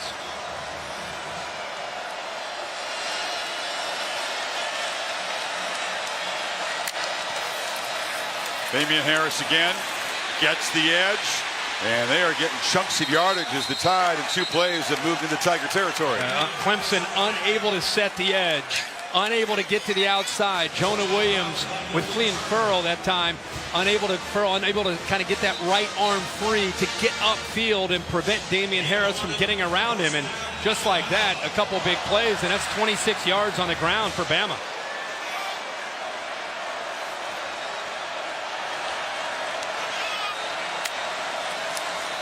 They fake it to Harris. Tua pitches it far side. And catch is made by Smith. A flag is down. Back in the offensive pit. Jonah Williams was downfield. I don't know if they caught him. He was almost 8 or 10 yards downfield. Little bit of John. Christian Wilkins pointing across at the Bama offensive line. Offense number 73. 5-yard penalty. Repeat first down. Good call. Williams, one of the 6 Californians on the roster from the northern part of the state in Folsom. Anytime you see a lineman getting downfield, it tells you again that they're trying to run the ball with that run-pass option. The defense gave him the throw look, so he pulled it out and tried to throw it. I thought it was a false start penalty down near the goal line. They really began to turn momentum against Alabama. They had to settle for 3. It was a turning point. So on 1st and 15, Tua rolls and flips it short. Smith again, stutter steps, dodges a tackler. It's not a regular tight end. He's very athletic and good in space. Yeah, you see what happens when you start running the football? You give him this look, and this defense starts flying, and then Tua's able to pull it and go the other way. Watch the white jerseys flying to go get Damian Harris. Nice and easy. He's able to throw in rhythm. Good play call. Looking to throw again. Can he escape? Just fires it into the turf. Tigers looking for intentional grounding as Wilkins was pressuring the quarterback along with Austin Bryant. It's getting a little salty down there. That's the beauty of having 4 that can rush the quarterback. You don't need to always blitz. Christian Wilkins in the middle, 42. You can see Austin Bryant, who's able to get by his man. He goes down, but Wilkins doesn't give up on the play. And because they rush 4, They had 7 back in coverage, playing zone, nowhere for Tua to go with the ball, so that was a coverage sack as much as anything. Once again, Jacobs in the Wildcat formation. They need less than a yard on 3rd down. I think they got 2 plays to get it, right? He's already shown Saban he's going to gamble. Went for it on 4th down on their own end. The spot's going to be real close to the marker at the 39.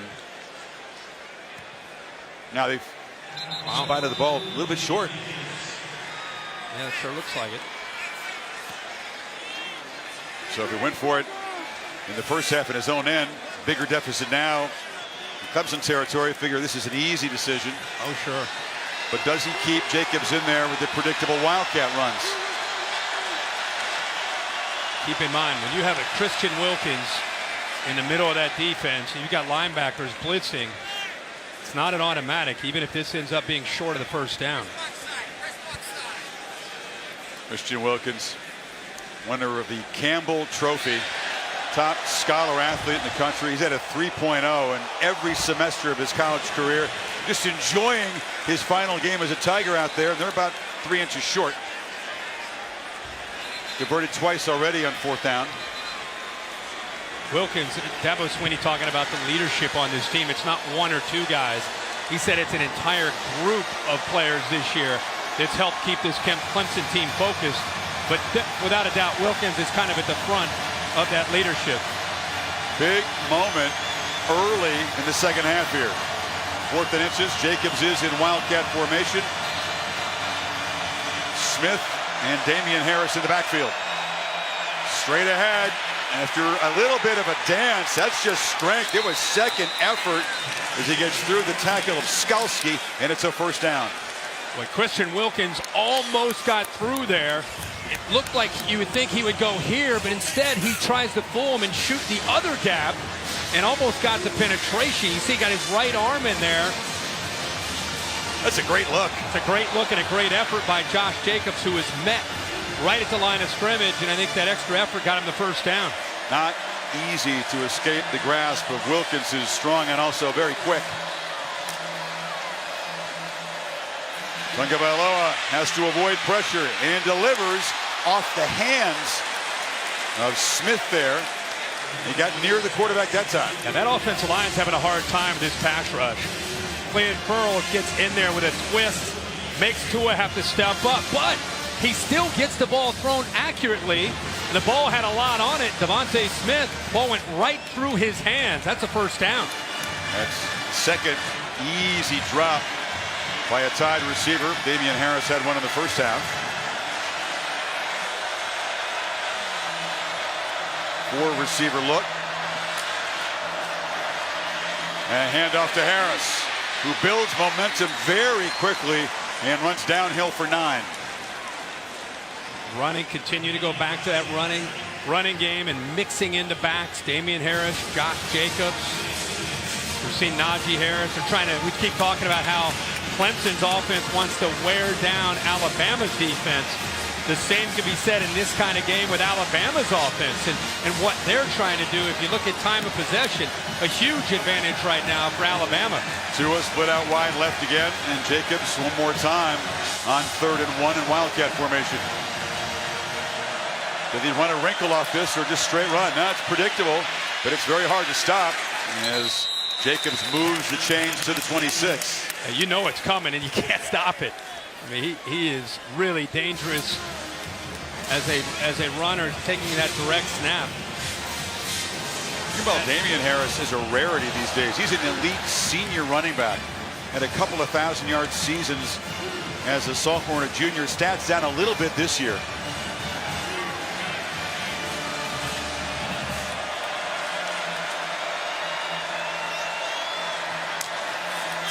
Looking to throw in 1st down. Pressure picked up, and Smith underneath tackled immediately after the catch by Mullen. Boy, Tua's feeling that pressure. I mean, he's doing a good job at keeping his eyes downfield, but on that last throw, he's falling backwards because of the blitz by Kendall Joseph. So even when they're not getting to him, he's still not in rhythm. He's still falling back and throwing away from his throw. 2nd and 6. Has time this time. It's one of those crossing routes that are tough to stop. Smith made the catch. They've ruled it a fumble. He recovers it. It's Terrell, who's limping off, who made the tackle. Take another look and see if he was down. Yeah, bang play here. It's just a matter of was it bobbling it before he went down. Well, you see the right knee. I mean, that's almost simultaneous there. The ball coming out when that right knee touched. Right knee. Boy, they're going to have to. They're definitely going to have to stop this and take a peek. Makes a difference just a couple of yards. It is a third down play, and again, Mullen not in the game. Looks like that Big Ten crew did buzz down to take a look. The previous play was the runner fumbled the ball before he was down. The play is under further review. So Mullen, who had the pick earlier, being looked at. Now an exclusive look at Marvel Studios' Captain Marvel in theaters everywhere on March 8th.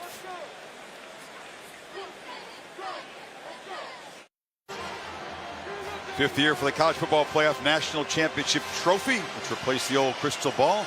Weighs about 50 pounds. And the Tigers trying to wrestle control at the top back from Alabama. They did review that play while we were gone, confirmed that it was a fumble. So Bama ends up losing about 3 yards now to try to convert. Well, you got to think it's 4-down territory, but it does push them back 3 yards. Tied 3 for 8 so far in third down. Damian Harris is the back. Tua looking to throw. Stands and fires across the middle. Broken up nicely by Mark Fields. Bama fans down in this end screaming about a flag. There isn't one, and it's fourth down. Well, Fields is undersized at 5'10", going up against Irv Smith at 6'4". There was some contact late. Let's see if he gets in and affects him with that. You know, I don't know if that was necessarily, it looked a lot worse than it really was. That right arm started to come around, but ultimately did not do enough, I think, to make the official think that was interference. Ooh, I don't know, Coach. Where has it split decision appear on that one? Right.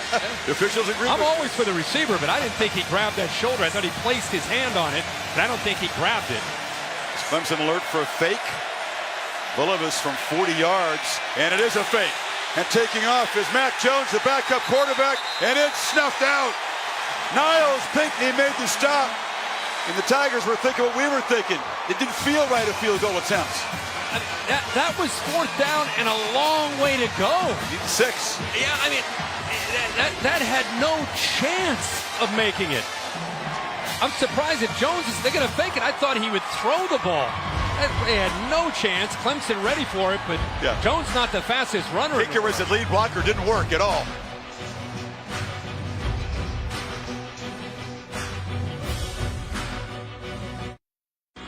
The College Football Playoff National Championship game, presented by AT&T, is brought to you by Taco Bell's new Cravings Value Menu. Value beyond belief. And new NyQuil Severe with Vicks VapoCool. Vaporize your cold. Saban's pursuit of national title number 7. 6th at Bama in danger. Clemson takes over after that ineffective fake field goal. Goodyear providing aerial coverage. College Football Hall of Fame proud to announce the Goodyear blimp as an honorary member of the 2019 class. Goodyear more driven. Tigers certainly not fooled, and the design of that fake field goal was funky, Kirk. No, not at all. Very, very surprised that Nick Saban and Alabama went with a fake field goal. I mean, it was 4-down territory. Just keep your offense out there and try to execute. That fumble, you pointed out the 3-yard loss, and Smith, he got it back, but he made it a tough third down. And Alabama wastes a 13-play, 51-yard drive. Lawrence dropped for a loss by Jennings. We go back.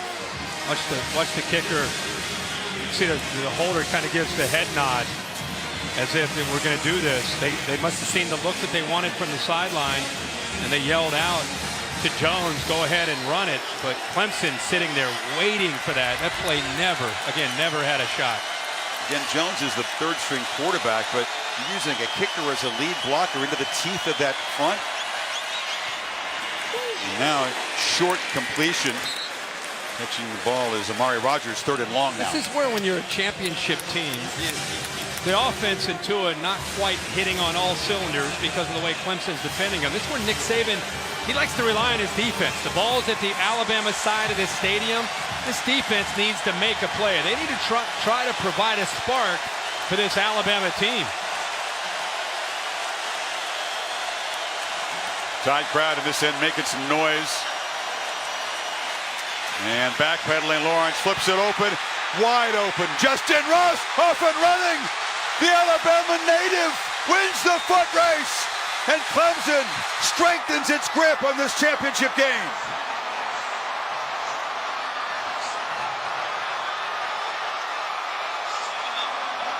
"74 yards. Well, the reason Ross is open here on this third down is Savion Smith went down at the line of scrimmage. He jammed him at the line of scrimmage. Justin Ross pushed him. Savion Smith went down, and you can see he's still down. Hopefully he's okay, but there he is. He's jammed up close, gives him a push, and then goes down, loses his footing. And then after this, the move and the yards after the catch by Justin Ross against the safety, Deontay Thompson. Boy, that's a true freshman making that move in the open field. The offensive line doing just enough to keep Quentin Williams and Anthony Jennings out to give Trevor Lawrence a chance to make that throw. Trevor was stumbling, but he wanted to turn his head quickly because he knew he had a big play. Nothing going right for Saban's defense. So before the PAT, they continue to look at Savion Smith, who is down. Clemson's longest pass play of the season. The lead is 21.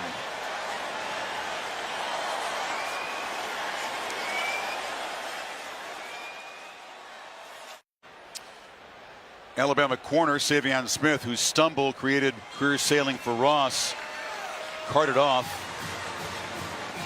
As Hugel's on for another PAT to try to stretch this to a 22-point margin.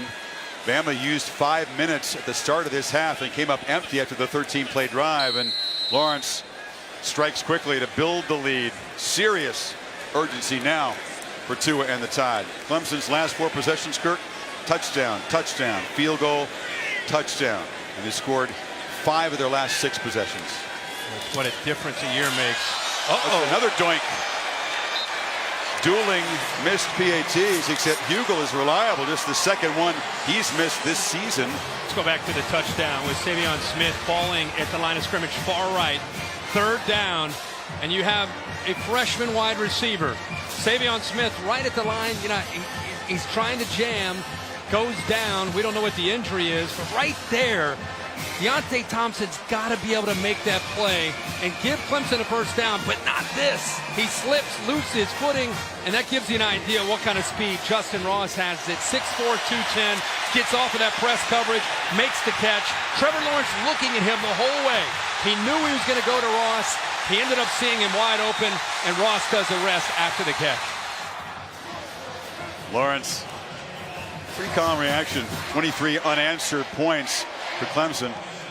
They missed the PAT. It's a doink for each kicker after the double doink that decided the Eagles-Bears playoff game yesterday. You try that 100 times, you couldn't do that. Justin Ross showing why his mom and his high school coach flatly refused to allow him to quit football. He wouldn't have any fun. He was a freshman playing with a varsity because he's that good, but his buddies were on the JV and he wanted to quit every single day. Mom took away the cell phone. His coach just locked him in the office, put his arms across his chest, said, "Son, you got a special gift. You are not going to quit football. You're going to make a name for yourself in this sport." And he has in his freshman season. Jacobs out near the 30 as we check in with Tom Rinaldi. Chris, the message from Dabo Swinney in the locker room was twofold. We need to stop the run. That will be the key to controlling things here in this second half. But more importantly, the score is 0-0. It's something that he said during the last injury timeout as well, imploring his team to play with the same aggression, the same attitude, and treat this game as if it has just started on the scoreboard, even though they're a quarter and a half away, Chris, from winning. Well, Tom, they're leading 6-0 in the second half. Two-back look. Can they stick with the running game, which has been productive, or now? Well, there's your answer, Kurt. They hand it off to Najee Harris, who gets 11 more, but the deficit is now 21. Yeah, and obviously with 8.5 to go, a little under 8.5 to go here in the third quarter, this is not the time. This offense has played with a tremendous amount of confidence all year, and it's been a balanced attack. You can't just abort the running game and just start throwing it all over the place, especially against Clemson's defensive line and their pass rush. Tide of running for 157. Tigers just 25. It's Jacobs in motion. Tua looked that way. Now fires down the middle, and it's caught by Smith inside the 40. Great job by Tua, moving the safety with his eyes. Watch him move the safety in the middle of the field. Right back in the middle. He moves him by looking to the right, opens up the middle of the field by using his eyes to kind of play with Wallace, the safety number 12, moved him just enough to come back and make that throw to Devontae Smith. Who has been the top target tonight for Tua, 6 catches. Najee Harris tried to bounce it, just ran into traffic, and Tanner Muse knocked him down along with Wilkins.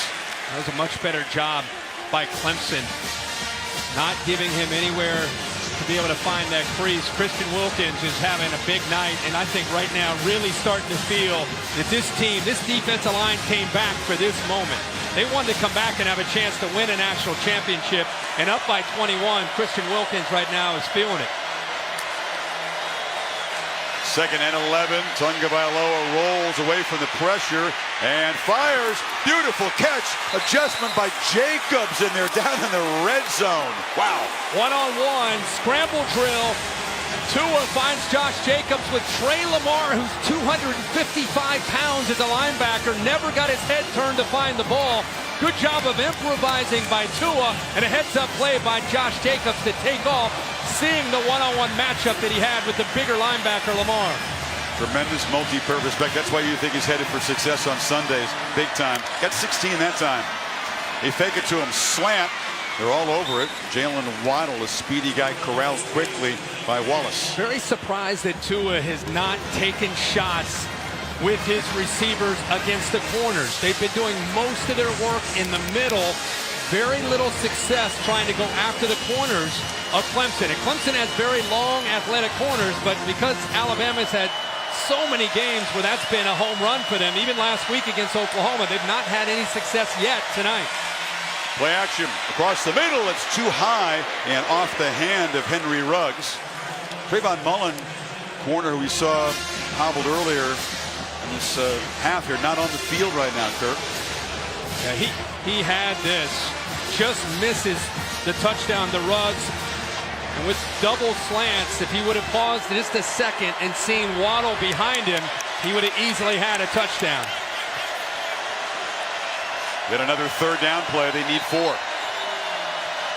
Clemson's going to call a timeout. 2nd time tonight. The Tigers have spent the timeout on defense, but this is a crucial sequence for Alabama. Urgency. 2 plays to get 4 yards when you come back.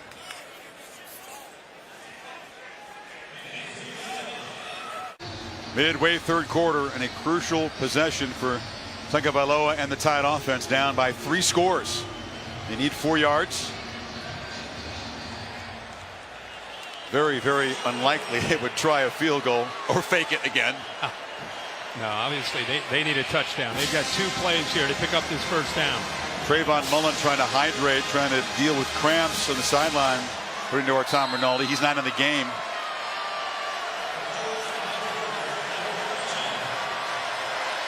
Jacobs is the back. 3 receiver look.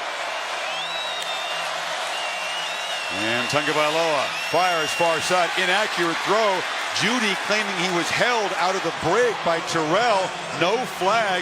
And now another crucial 4th down. Yeah, it was early in the route. I think he grabbed a hold of him. Watch 8 right there. Grabs the jersey. Without a doubt, both hands. Grabbed the jersey in the front. Grabbed the jersey in the back. Right in front of Nick Saban in Alabama. Could not believe that a couple of those officials right in front of him didn't see it. Should be a 1st down for Alabama. Instead, a humongous play midway 3rd. With 3 or 4 so far on 4th down. Big field goal counts in that. Tua They pick up the blitz. Can he scramble for it? Got a ways to go. Makes a cut. Shows the toughness. The spot will decide it. Maybe just short.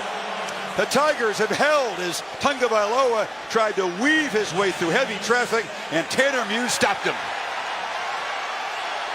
Well, this time Alabama picked up the blitz, but he is going to be short.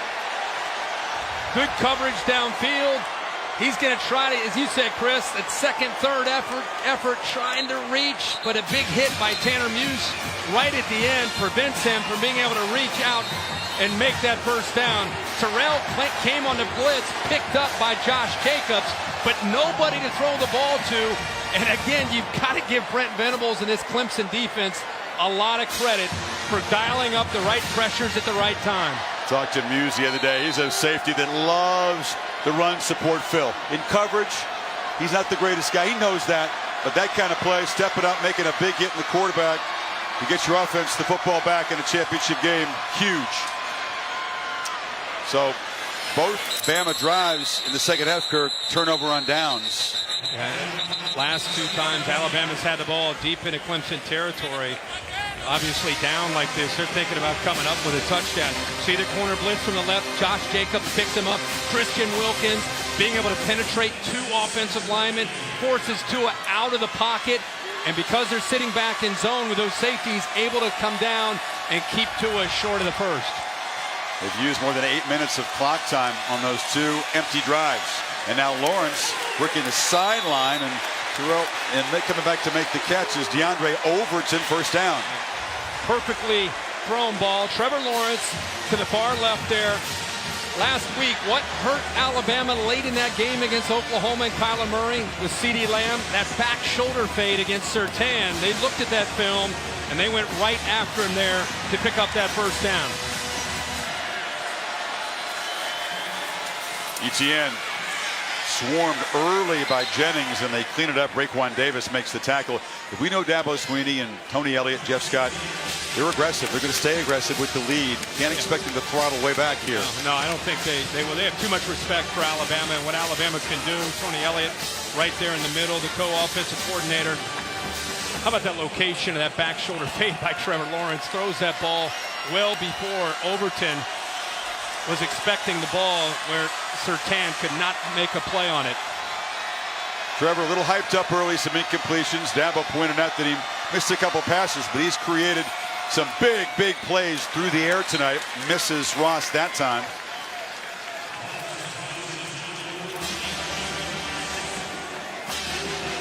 That's 15 years. Two guys who have been #1 rated prospect of Bama have left the state. Jameis Winston and Ross. They don't get away often. What a difference a year makes in the Clemson passing game. Remember this game last year? Sure. Clemson couldn't throw the ball at all. I think they threw for about 124 yards last year. Nothing downfield at all. Nothing downfield. Sacked 5 times. They couldn't get the ball downfield. What a different story this year. 3rd and 13. Lawrence just launches. Freshman versus freshman. And Ross makes a catch on the far sideline. A brilliant juggling catch as he beat Josh Jobe. How about the touch on this throw? Going up against Jobe, who's an incredibly talented true freshman, hasn't played a lot of ball, pretty good coverage, but the location of the ball up and over the shoulder of Jobe, and there's the focus by the freshman Ross to haul that in for a big play for the Clemson offense. Got 37 on that 3rd and long. Look out. Just talked about their vertical passing game, having it this year, missing it last year, the difference in this offense.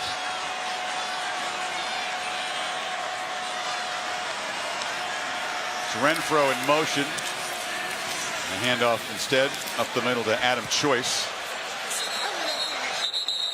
See where Lawrence has distributed the football to pass yard. It's a lot to look at, Kirk, but take us through this. Yeah, I mean, so far he's 16 of 26, 324 yards. But what I want to talk about, the difference is this year, 1 of 3, 2 of 2, 4 of 5. He has 5 pass completions tonight of 25 yards or longer in this game. Has not been sacked. They haven't pressured him. And when you have to respect that aspect of the game, it opens up, obviously, the short passing game and also a running game if you need it. Ross again, and tied. The ball comes out. And they rule it a fumble, and the Tide have taken it away. Isaiah Buggs and Raekwon Davis were there. They'll take another look. Davis had the football. It's a matter, did the ground cause that fumble? Alabama hoping for a break here.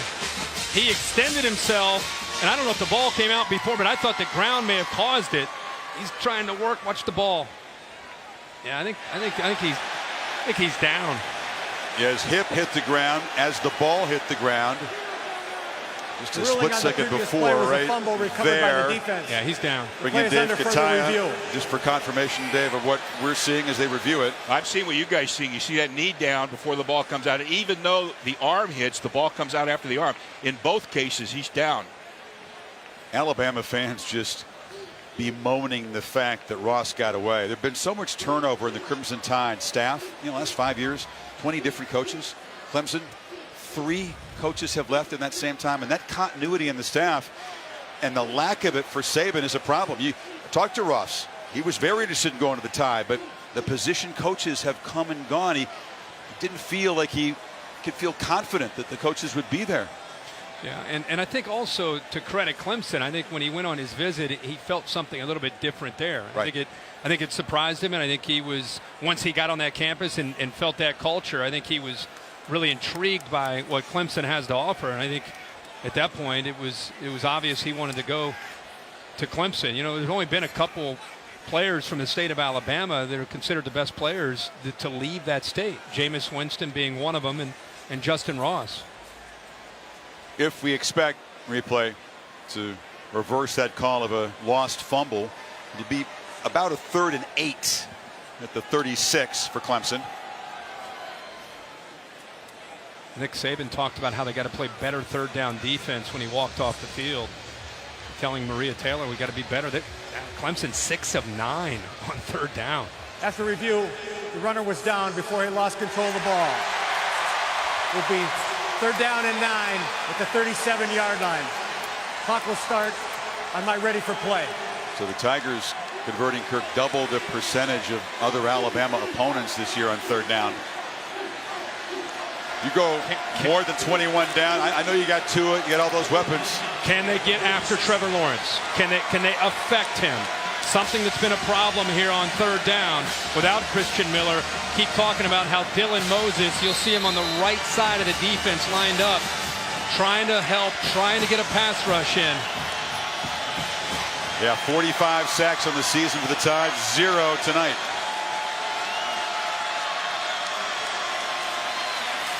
They bring 5. Lawrence picks up the blitz, delivers, and is that another circus catch by Ross? Wow!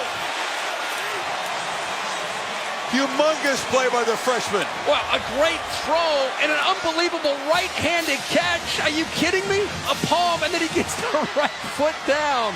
That's as good of a catch as you're going to see. By the way, Trevor Lawrence makes that play on third down, throws it, and just hopes it's going to be good enough for Ross to have a chance. He got leveled as soon as he threw that ball. That's big time. Saban jogs down and makes a case to the officials, and Bama will spend a timeout on defense. Last thing you want to do, 21 down, is burn a timeout on defense, but he's got to get his guys regrouped. No question about it. I want to go back to a great catch, but I love to see a young quarterback. Look at his eyes. He knows where he's going to go.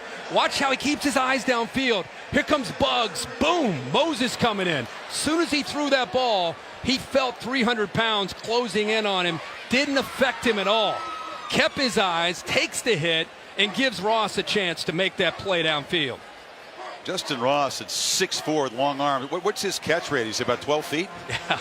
I mean, that was beautiful. Up in the air, right hand, right foot. And a kid who's 19 years old, was in high school a year ago, is taking Alabama's defense to school and smiling about it on the sidelines. Look, there's work to be done. It takes a lot to finish off the Tide, but Bama's 2 possessions in the third quarter have produced some yards, but no points. 2 stops on downs. And Clemson, if they get this to 28, I know 2 is good, but it's deep trouble. After review, the ruling on the field is confirmed. Was a catch. First down, Clemson. There was no doubt about that. Ross said, I had that all the way. You leave the state, Kirk, and you get to hear from the folks back home. Justin says there's people in his family rooting for Alabama tonight. Not immediate family, but extended family. How about 6 receptions on the 153 yards and a touchdown for the freshman?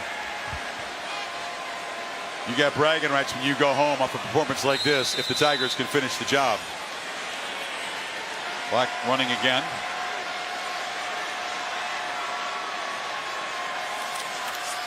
Etienne gets a block and makes a cut down right near the 10-yard line. It'll be 1st and goal, Clemson. You know, you think about your defender, and Lawrence is back there throwing the ball.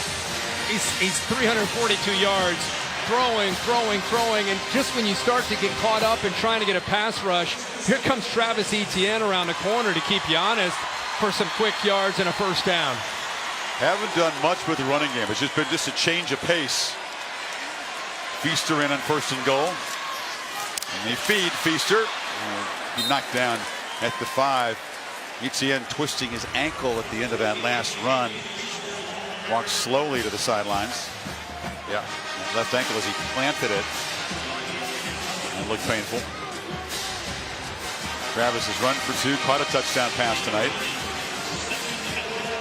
Broke a conference record with that touchdown total. It's Feaster to the right of Lawrence. And quarterback faked the pop pass, kept it, and got smacked by Moses. A lot going on there. The jet sweep, faking that, faking the pitch, and then keeping it. And Alabama staying home. Quentin Williams staying home, leading the way there. Not giving up here, still trying to fight here as the closing seconds to this 3rd quarter. They've used almost 5 minutes of clock. They've moved it 84 yards in 11 plays. An effective drive even if they can't find the end zone. 3rd and goal.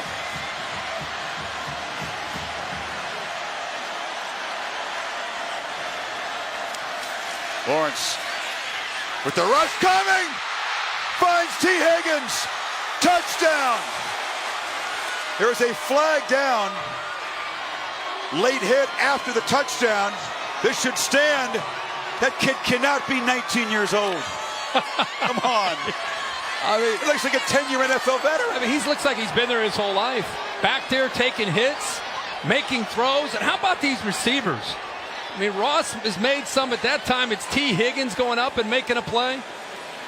How about the circus catches this crew has made? If you go back to the Cotton Bowl against Notre Dame, great catch by Higgins in the end zone.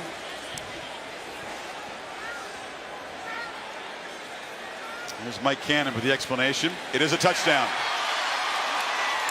And a personal foul late hit after the score. And we'll go back and take a peek at this, but what made it really stand out was that they went over the top of Mac Wilson. And that's why the ball was a little bit high, and Higgins had to go up and climb the ladder to make that play. This duel between young quarterback prodigies, controlled by Trevor Lawrence, who checked out that touchdown pass, and the catch in the Jumbotron just said, wow. 347 yards and 3 touchdowns for the true freshman from Cartersville, Georgia.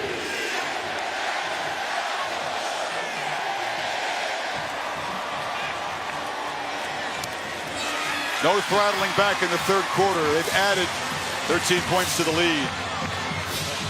The route's going to come from your right, and he's going to work towards the back, but I want you to watch Mac Wilson in the middle. They're playing straight up man. Mac Wilson's freelancing. Trevor Lawrence has to make this throw over top of Mac Wilson because of Anthony Jennings coming in. He waited as long as he could until he makes that throw. Higgins on the outside works across from the freshman Job and extends himself at 6'4" to go up and make that play, and that's where the personal foul came in from Job after the catch. Look at this throw over top of Mac Wilson, right into the fingertips of T. Higgins. Another look from the AT&T pylon cam. Just make plays, have fun. Dabo Swinney's message was pretty simple, and make history as the Lawrence family loves it.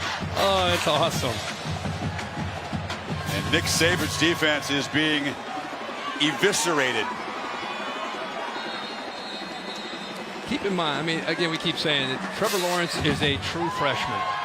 He's playing 2 more years of college football. Can you imagine what he'll look like in 2 years? Mentally and physically. I can't imagine what the other folks in the ACC and around this sport are thinking with the idea of him. And by the way, most of those receivers back too. You got freshmen and sophomores, top 2 quarterbacks, top 2 running backs, 3 of the top 4 wide receivers. They'll lose, of course, Renfro and Trevion Thompson. Yeah, they're not going anywhere. There's people that were frustrated about Alabama and Clemson. You know, these teams aren't going anywhere. Clemson's right there right now with Alabama over these last 4 years. That's a full 4th quarter to come, but a 4-touchdown deficit. Touchback after the penalty moved the kickoff up near midfield. Our first UFC Fight Night card on ESPN Plus coming up Saturday, January 19th. Main event bout 10 o'clock Eastern, 7 Pacific. Bantamweight champ TJ Dillashaw moving down in weights. Henry Cejudo is the opponent. Start your free trial today by downloading the ESPN app.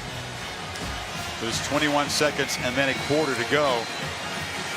What can Tua do to begin to chip away at this lead? 2 touchdowns and also those 2 interceptions that were cashed in by the Tigers. It's a deep shot for Smith. He's well guarded, and that was overthrown. Miles Pinckney, another backup defensive lineman, pressured him. And Tua got hit there after he threw that ball. As soon as he let go of it, Miles Pinckney hit him and buried him into the ground. Tua got up from it, but it was probably the biggest hit he's taken all night. Remember, Dexter Lawrence out, Albert Huggins, Niles Pinckney rotating in that defensive tackle spot opposite of Christian Wilkins. And it's batted down at the line. Kendall Joseph was there. Muse may have gotten the hand up. It'll be 3rd and 10. I think everybody may be visiting Brent Venables from the SEC in the offseason, asking him about how do you stop Tua? Because the players are making plays, but I'm going to tell you, they're in position to make plays thanks to this plan that Brent Venables has put together. He's waiting until the last second on a lot of his blitzes. He's mixing up coverages. He's making Tua, I've never seen it all year, where he's uncomfortable the entire game like this. There may be a series or 2, but not an entire game.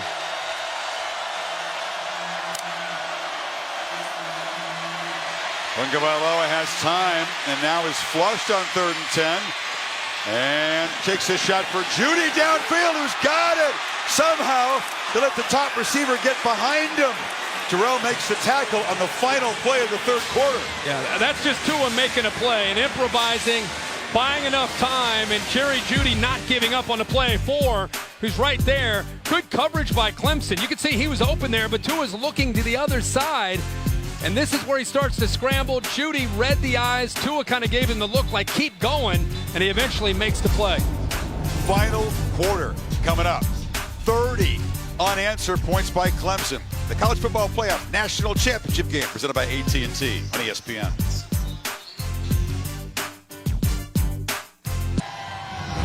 Welcome back for the 4th quarter. College Football Playoff National Championship game presented by AT&T. Clemson Tigers have 15 minutes to protect a 4-touchdown lead to secure their 2nd national title in the last 3 years. After a 48-yard play to end the 3rd quarter. Can the Tide chip away quickly here in the 4th? Tagovailoa steps up, tries to get it to Smith, and it's broken up by Terrell, who began this night, or excuse me, Fields. Who says, going to sleep. Going to sleep over there? By the way, he has stepped in admirably to come up and make some plays. That ball's caught until Fields gets his right hand in to knock that ball away. He stepped in for Terrell and is playing incredibly well. And Trayvon Mullen over there with a cramp. 2 jumping into the fray. He is a senior in his last go-around, part of this decorated and accomplished senior class.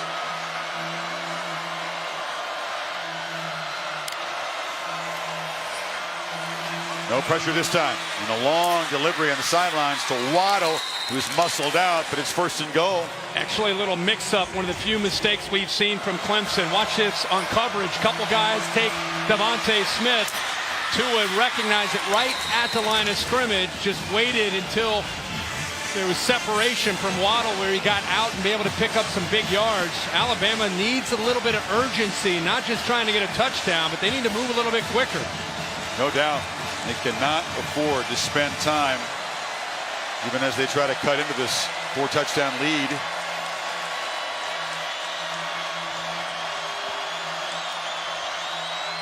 Devontae Smith wanted Waddle away from him. Create one-on-one chance. Harris out of the backfield makes the grab, turns the corner, can't quite tightrope inside the pylon. Xavier Thomas, big defensive end, was in coverage. They'll spot the ball at the 1. And Damian Harris trying to extend the ball, stay in bounds. He's just pushed just barely out of bounds here as he tried to extend it by Thomas. At least he did go out of bounds to stop the clock for a moment. 3 tight ends for the Tide. And Matt Womack in as a bonus offensive lineman. It has not been easy down here against the Tigers tonight. Damian Harris fighting, but not getting there. Boy, Kendall Joseph filled that hole beautifully. The middle linebacker, that's what you're supposed to do. Down near the goal line, 34. Everybody else has a hat on a hat. 34 right there, able to make that play against a physical runner in Damian Harris. And the best part about that for Clemson is that clock keeps churning. That battle of 34 is won by the guy in the white jersey. Pure power formation. The tight end Smith lined up at fullback. Damian Harris knocked down. Great penetration by Christian Wilkins. Nothing coming easy. Well, they are not giving up an inch. You want to see why Christian Wilkins is an All-American? Watch how quick he is and watch the awareness to know where this ball is. He's fighting through that right guard, Leatherwood, and comes up and submarines Damian Harris. He didn't even know what hit him.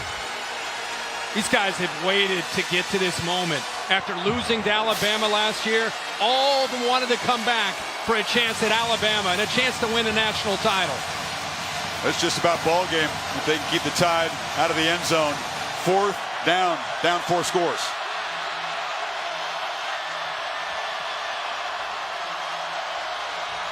Tagovailoa trying to run, ain't gonna get there. Chased down by Clelin Ferrell, and the Tigers begin to celebrate. Hey man, how about that defense? How about that Clemson defense? Stepping up again when Alabama has had the ball down into that red zone area, unable to come away with any points. It's the 4th time inside the red zone, only 1 touchdown for Alabama. It has been a total team performance. Young quarterback, playmaking wide receivers, and nasty defense keeping the Tide out of the end zone again. Clemson takes over 12-17 away from another championship.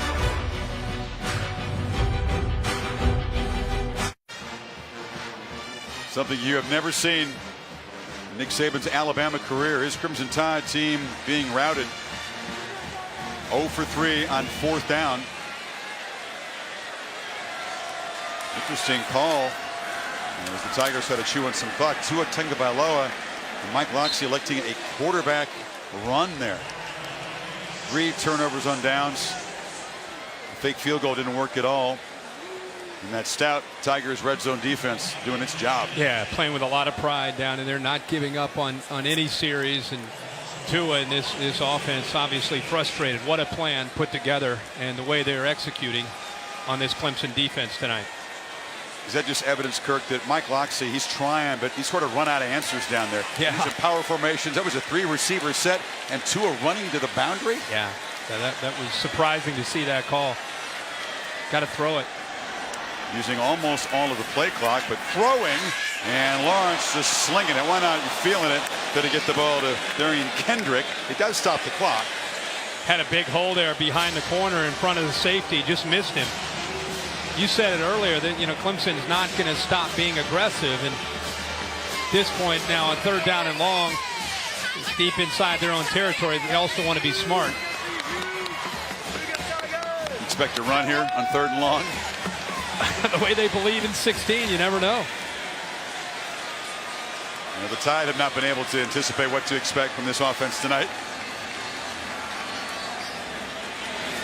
Adam Choice in there to block, and they just fling it. Why not throw it to Justin Ross? He juggled that one. Joe was in coverage, incomplete, and the punt team comes out. Yeah, he had it. I mean, you wondered, are they going to throw it? They're going to take a chance and give him a chance to play. True freshman on true freshman. Ball is perfectly thrown, and I think Joe, in his long arms, got in there and pulled that ball away from Ross, who had it. Yeah, he did. Pay attention. Our buddy Steve Levy on the sidelines got run into by the receiver out of bounds there. Got to have your head on a swivel. You're going to sit ringside. Well, Waddle tries to make a play. Special teams have played a big role in these previous games. Not so far tonight in a positive way. As Spires moves around, tries to kick it away from Waddle. He's going to let it bounce 3 times, and he stumbled. Just had to get out of the way, and it will roll dead on Bama's side of the field with 11-12 to play in round 4 of this rivalry.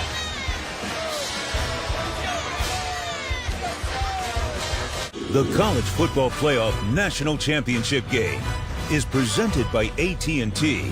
More for your thing. That's our thing. And in part by Allstate, reminding you that football season is mayhem. And Dos Equis. Keep it interessante. Please enjoy Dos Equis responsibly. Interesting looks here in Santa Clara tonight, and the folks in orange are all smiles. Well, this season, for every field goal and extra point made by participating universities, Allstate will make a contribution to the university's general scholarship fund. Thank you, Allstate. Tide and the football back. They have not been able to score in the second half here. And after the first quarter, only a field goal as Jalen Hurts comes off the bench. Is Tua finished? You took a quick look at that hand, or is this just to let him catch his breath and give Jalen Hurts a chance to spark this team? I think Jalen will more than likely finish it off. It's just been a rough night for Tua and the Alabama offense. Why not give Jalen Hurts, after everything he's been through, give him 11 minutes to play football here? Against Georgia, engineered 2 touchdown drives. That dramatic comeback after Tagovailoa was finally forced from the game. Had a touchdown pass, had a touchdown run to eventually win it. An incredible Hollywood-like script unfolding in the same building where he was pulled at halftime of last year's championship game. Yeah, I mean, the way he stepped up and played in that game against Georgia said a lot about his maturity and his approach and the way he delivered for his teammates. And he's going to be corralled by Wilkins and sacked back inside the 45. Yeah, that ball came out. Alabama got on top of it, but he's looking, and remember, this is an area that he's trying to grow. Look at Christian Wilkins, by the way. He's being held. There's 2 offensive linemen trying to keep him out. You see the ball out. Christian Wilkins, by the way, when you come back for a reason, and it's a reality right in front of your eyes, you're not going to let up. Whether you're down 40 or up 40, you're just going to keep going. And if you want to watch a guy, watch 42 in the middle. You're right, though. That was the second fumble by a Tide quarterback that the offensive line recovered. 3rd and 14, low snap.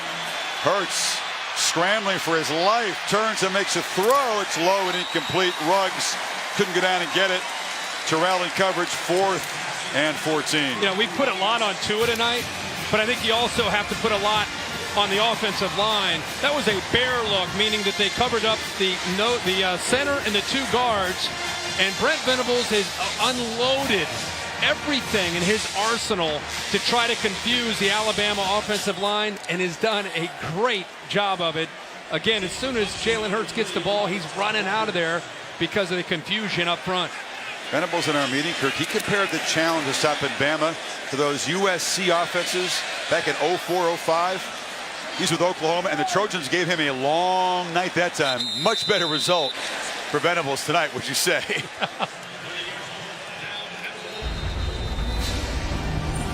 You're watching the College Football Playoff National Championship game presented by AT&T. 10:02 to play.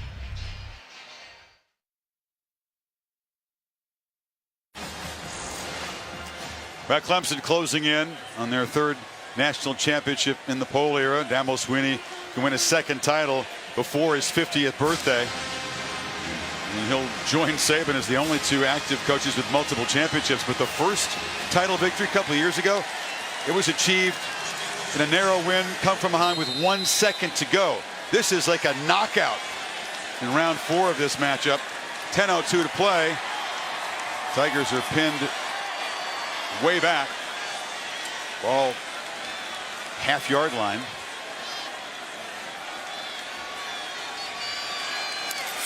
Etienne has only been tackled behind the line for 11 yards lost all season long. Moves out. Capital and rewarding performance, Kurt. Yeah, Trevor Lawrence has been on tonight. The true freshman, 19 of 31, making great reads, toughness, being able to throw with accuracy over top of that corner in front of the safety. There's the toughness over top of Mac Wilson. A little bit of everything. Also has thrown 19 passes, 8 different receivers on those completions. At least 2 more years for this quarterback. At least 2 more years for Justin Ross, his top target tonight. Etienne is a sophomore.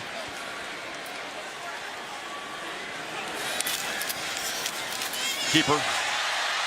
And he shows the toughness again. Just a late slide before McKinney got him.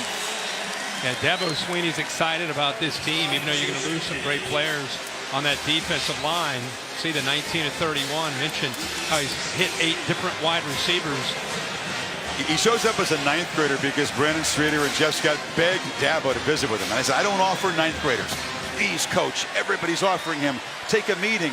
And he talked to him, and he still wouldn't offer him a scholarship, would he? He doesn't do that. Jeff Scott said he and Brandon Streeter are looking at each other in the room, like waiting for him to offer, and he said, I'm not going to offer you today. And that, by the way, impressed Trevor Lawrence and his parents more than anything in the recruiting process.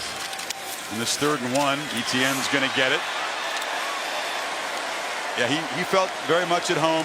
He said this week that faith is as important to him as anything. There you see his family. Football doesn't define him. His life's not going to be geared around a scoreboard. I don't think he found a kindred spirit in Dabo Swinney in that regard. Yeah, without a doubt, I think that's a big part of what he found. I keep talking about the culture at Clemson, and that's a big part of it. Dabo Swinney has really built his program in a very different way from many of the programs around the country, and I think players gravitate towards that. They want to be a part of it. You can have fun and win championships. It's a lot to offer. Etienne bouncing around, pinballing, but can't escape heavy traffic. Dabo Swinney has a saying, serve their hearts, not their talents. And I think a lot of players, they really feel that. I mean, he's tough on them. He played for Gene Stallings. He pulled out a pretty good impression of Gene Stallings at our meeting the other day. But Dabo won't give you a chance to coach. Yeah. We'll pay you $36,000 a year, right? He makes a lot more than that now, but money was never the motivation for him. He just really loves being a teacher of the game. Yeah, but I mean, the reason I bring up that Gene Stallings is Gene Stallings was a tough coach. Played for Bear Bryant, was around Bear Bryant. But Dabo does it in his own way. He's tough, but he also loves on him. Etienne out of the 2-back look. Makes a cut. Etienne in the clear. And finally, as they close in and run him out in Tide territory, Dylan Moses saved the touchdown. Yeah, what great vision by Etienne. Play is designed up the middle. He sees grass to the left, bounces outside. Boy, poor effort there by Isaiah Buggs. He's either tired or injured, but inexcusable there. He just bounced right, walked right around Isaiah Buggs, and was able to pick up huge yards into that secondary. Now, we have seen Alabama bully people for a decade. You're sensing a little capitulation in the Crimson Tide right now.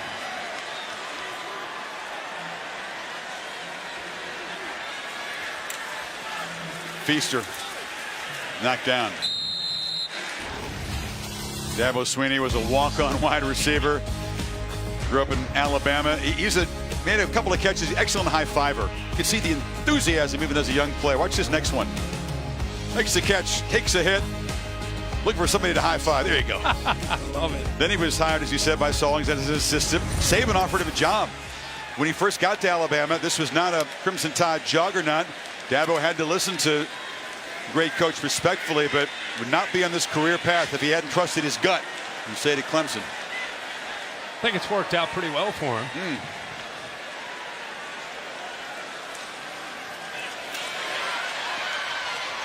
TJ Chase gets a touch, and there's a long history. Frank Howard, man who first built Clemson's program. Danny Ford won a championship in '81, the only championship for the school before Sweeney arrived.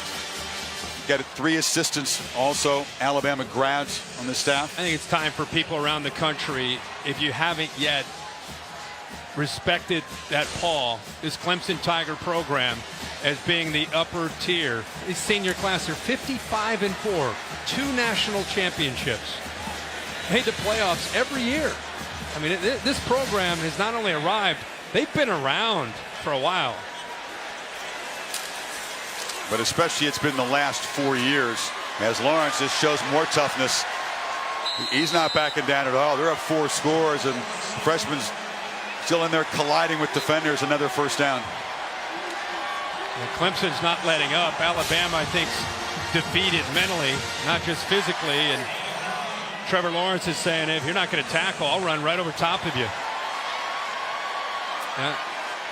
To me, when Clemson's program changed and went to a different level with 2012, when they played a good LSU team in a bowl game, in a Peach Bowl, and beat them on a last-second field goal, from that point on, they've become a different program at a whole different level. I think the next year they won the ACC championship. Giving the veteran backs a chance. Adam Choice and Tavian Feaster are in the game. The other side of this is that Alabama unthinkably has been crushed. Did you ever think you'd see a Nick Saban team beaten down like this in a championship game? I don't think anybody watching right now ever expects an Alabama team to lose 44-16. It's a knockout punch. I said at a break, it almost gives you that feeling when Mike Tyson lost to Buster Douglas in the way when he went down. You just remembered it because you were so surprised. Yeah, people thought Clemson could win tonight, but in a potential shootout in a close game, not a blowout. It's Will Sweeney, the coach's son, who came in motion, but Lawrence is just keeping the football. And he's still willing to take a beating to move the sticks yet again. Again, he's 6'6", 215. I mean, you better tackle him. And he's running with some confidence right now. So he's 20 of 32 for 347 yards. Curtain call for the O-line. Yeah, absolutely. How about that? Mitch Hyatt, the senior, his 57th start. That's a Clemson record. Big bear hug from Gage Cervenka, who'll be the center next year. Going to have 4 senior offensive linemen and a very talented, he'll be a sophomore, Jackson Carman. Those will be the guys in front of Lawrence and all those young playmakers next year. Love how he pulled them off, almost as you said, give him a curtain call. And now Clemson's going to call a timeout and get as many reserves in as they can. The Tide faithful have headed for the exits. Clemson folks partying 2:45 away from a title.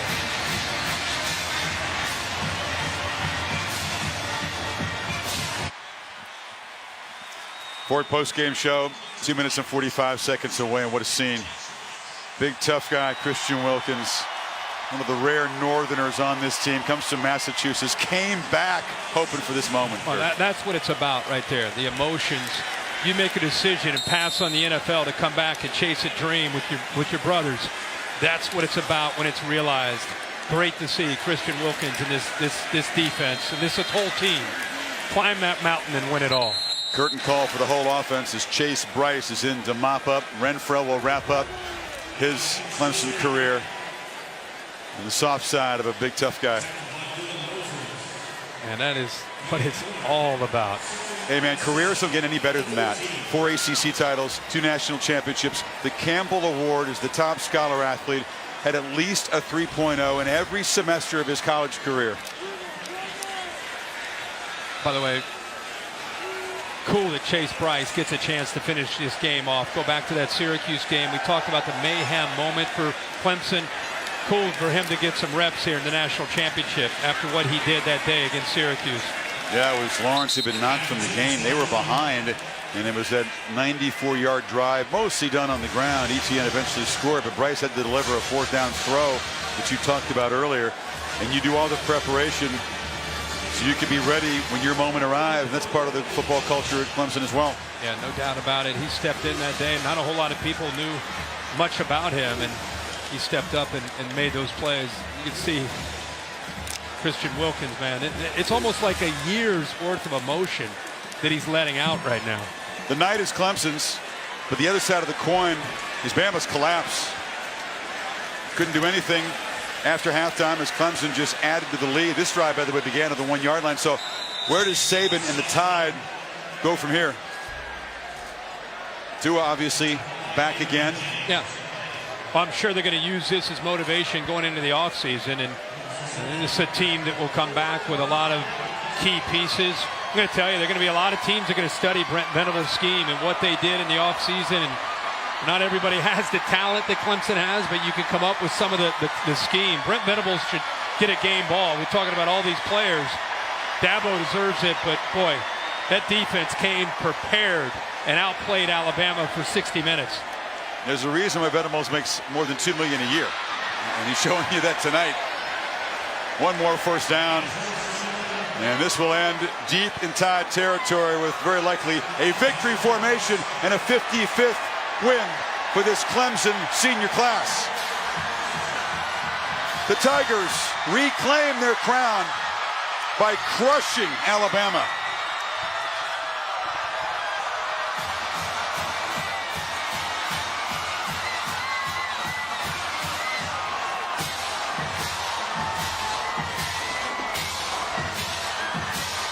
Delirium on the Clemson side. Stunned. Bama players humbled tonight here in California. Bama shut out in the second half, and Clemson just eats up the last 10 minutes. Wow. Let's hear from Dabo Swinney after national championship #2 with Tom Rinaldi. Chris, thank you very much. Dabo, there are a few coaches in any sport who show more joy than you do. How do you describe the joy of the moment? Well, that's been my word all year, and I just tried to be intentional with that. And for me personally, joy comes from focusing on Jesus, others, and yourself. And man, I mean, you know, very few people. There's so many great coaches that are so deserving of a moment like this that never get the chance to experience it, and to get to do it once and now to get to do it again. You know, it's a blessing, and it's just simply the grace of the good Lord to allow us to experience something like this. And I'm so happy for our team, our fans, our administration, our former players that love the ball. And you know, there ain't never been a 15-0 team, and I know we're not supposed to be here. We're just little old Clemson, and I'm not supposed to be here, but we are, and I am. And how about them Tigers, man? I'm so proud of our guys, these seniors. We beat Notre Dame and Alabama. We left no doubt. And we walk off this field tonight as the first 15-0 team in college football history. And all the credit, all the glory goes to the good Lord, number one. And number two, to these young people. When you get a young group of people that believe, are passionate, they love each other, they sacrifice, they're committed to a singleness of purpose, you better look out. Great things can happen, and that's what you saw tonight. After 4 games, you made a decision. You chose Trevor Lawrence to become your quarterback. What did you see then that came true tonight, Dabo? Well, I mean, he was the best player, you know, and that's not a knock against Kelly Bryant. I love Kelly Bryant, and what a great player he is. But my job is to make decisions that put the team in the best possible path to win. And after 4 games, he was the best player. And so I think you saw that. And in fact, I think when I got here, Holly's first question to me when I got here was, you know, hey, what are you going to do? Tua's never lost a game. And I said, well, I don't think Trevor has either. So I'm just going to work on my guy here and see if we can walk off this field and keep our guy undefeated. And I'm just, you know, we bent a little, but we never broke. We punched back. You know, this group had the eye of the tiger tonight, man. And listen, Alabama, this is the most amazing champion ever, the University of Alabama, and what they've done, and Coach Saban. And for our guys to come out here tonight and perform like they did, you know, it's just our staff. We had an amazing plan. We had a great week. And I felt like we had the better team. And I felt like that if we could get a couple of breaks, we could pull away. And the couple of turnovers and the big plays, I said coming in yesterday to you guys, big plays and turnovers. You win those two things, you win 98% of the time. And we won it in a big way tonight. You've been saying for a long time that Alabama has been driving the bus in this sport. They've been in bus 1, bus 2, bus 3. Don't even go. Listen, we drove the Roy bus all the way out here to wherever the heck California we are, all right, to play a football game in a beautiful stadium in a beautiful place. And who's driving now? Proud members of the Roy bus. So for all them other teams out there on that bus, hey, listen, I hope that you get a little hope from us and a little inspiration that, hey, if we can do it, anybody can do it. And that's I mean that. Listen, if a guy like me, I said this 2 years ago, I mean, you can't write a Hollywood script like this. Only God can do this. And that's a fact. And people may think I'm crazy or quacky or whatever, but only God can orchestrate this. You can't, no Hollywood producer can write it. But I'm just telling you, if I can do it, if these Clemson Tigers can do it, hey, anybody can do it if you have a belief in yourself and what you're doing, and you surround yourself with a bunch of great young people that are passionate about winning. And tonight, we conquered a mountain that ain't ever been conquered. The flag's on the top, and man, I can't wait to celebrate. I can't wait. Congratulations, Dabo. Do it with your team. Yeah, well man, done. Thank you. God bless everybody. Holly Rowe, right here. Well, Trevor, you're one of those guys who gets to show up in college and win a national championship, and that hasn't been done since 1985 that a freshman's been able to pull that off. How would you describe this moment? It's amazing, you know, and I mean, you see it out here, I mean, I know, but I get a lot of credit for stuff that, you know, I'm only like not even half of it. So my teammates, these coaches did an unbelievable job, and I just love everyone that's been a part of this journey. And man, it's been an awesome journey, and you know, it's really unbelievable. When you took over this team, I mean, there was a lot put on your shoulders. How have you managed the pressure and brought your team to this national championship stage? Yeah, I mean, it kind of goes back to having good teammates, good coaches, just surround yourself with the right kind of people that'll lift you up and help you, and definitely just small groups and stuff like that, people to help me out, lift me up, and you know, keep me level-headed too. I saw Christian Wilkins, and you said you saw him tearing up. Guys like that, the seniors that you helped arrive at this moment, what do you have to say to them? I mean, yeah, Christian, he's special, and you don't come across guys like that a lot, and we have a lot of guys like that on our team, which is it's just amazing. The leadership we've had from these seniors has been, you know, I've never been a part of anything like it, so really just so blessed and fortunate that this is my first year in college, and I got to be with these guys. There was never a time when you backed down in this game. Alabama's defense came after you. We saw you running the ball. We saw you taking hits. What's given you the opportunity to have that much strength, to be that powerful throughout a game?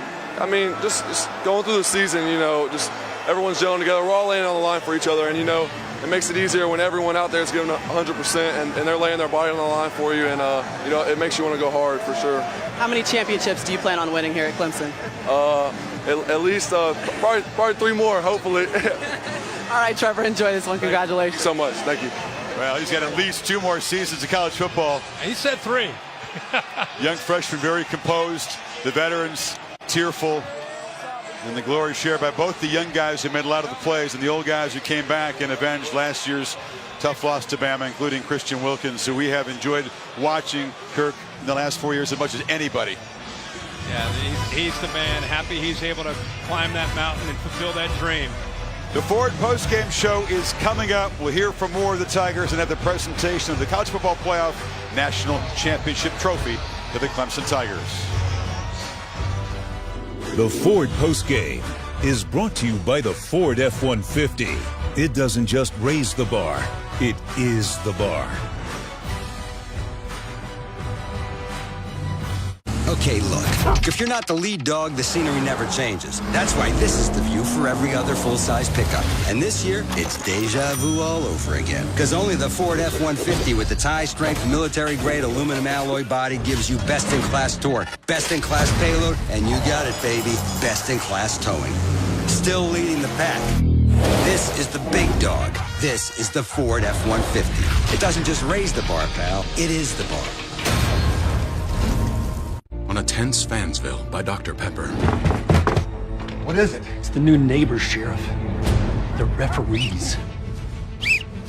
Holy Tuscaloosa. We don't need their whistles keeping us up at night. Look, they're putting up replay cameras. I can't do it. Who's making the calls here, Sheriff? I'm out. Maybe we should give him a chance. Hey, neighbor. Welcome to Fansville. Offsides. That wasn't very neighborly. Dr. Pepper, the official drink of Fansville. There's the great freak. They go to Giannis. Stuffed it home.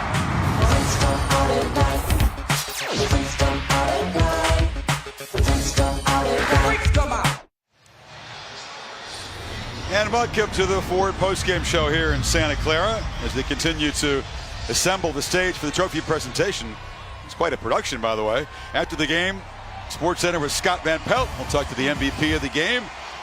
One big thing, his take on the new champs from Clemson and Tom Rinaldi and how this game, this big loss, the biggest of his career at Bama, will affect Nick Saban's legacy. It's on ESPN and also ESPN app. Well, Dabo said the first 15-0 champs ever. It's been a while. It wasn't this century or the last. It was a century before last. 1897, the Penn Quakers, over a 64-day span. They won those 15 games, beat a couple teams twice. The game has changed a little bit in the years, and to do it 15-0 in the playoff era is something else. Yale and Penn joining Clemson, but this is modern college football at the highest level, and what Clemson has done has not been done before, and the way that they did it. And Dabo Swinney will always probably think of this program as little old Clemson, as he said. Come on. He has built a machine there, stocked with five-star talent all over the field, and they take a backseat to no one right now, including Alabama after tonight. No. They have elevated the program, and even coming into tonight, they elevated their program. But tonight, to be able to get their second championship in a few years with this class of seniors, the way they're able to go out, they made a decision to come back. You can almost feel when they came into this game that they believed that they could win. Some teams play Alabama and they hope that they can win, but because they've had recent success against them, they believe that they could win, and that's why I think it allowed them to get off to a big, quick start tonight. After the tears, now it's hugs and smiles for Christian Wilkins. Time for the Tigers to get their trophy, and Reese Davis, our buddy, will preside over the trophy presentation. Down to Reese. What a tremendous, dominant championship performance, and Clemson, the first undefeated champion of the playoff era at 15-0. Remarkable, thorough, game-winning performance, and now here to present the national championship trophy from the College Football Playoff is the executive director of the College Football Playoff, Mr. Bill Hancock. Bill? Thank you, Reese. I want to congratulate both of these fine teams for their seasons, two of the most remarkable seasons in college football history. And now, on behalf of the conferences and institutions that manage the College Football Playoff, it's my honor to bring the national championship trophy to Coach Dabo Swinney and the Clemson Tigers.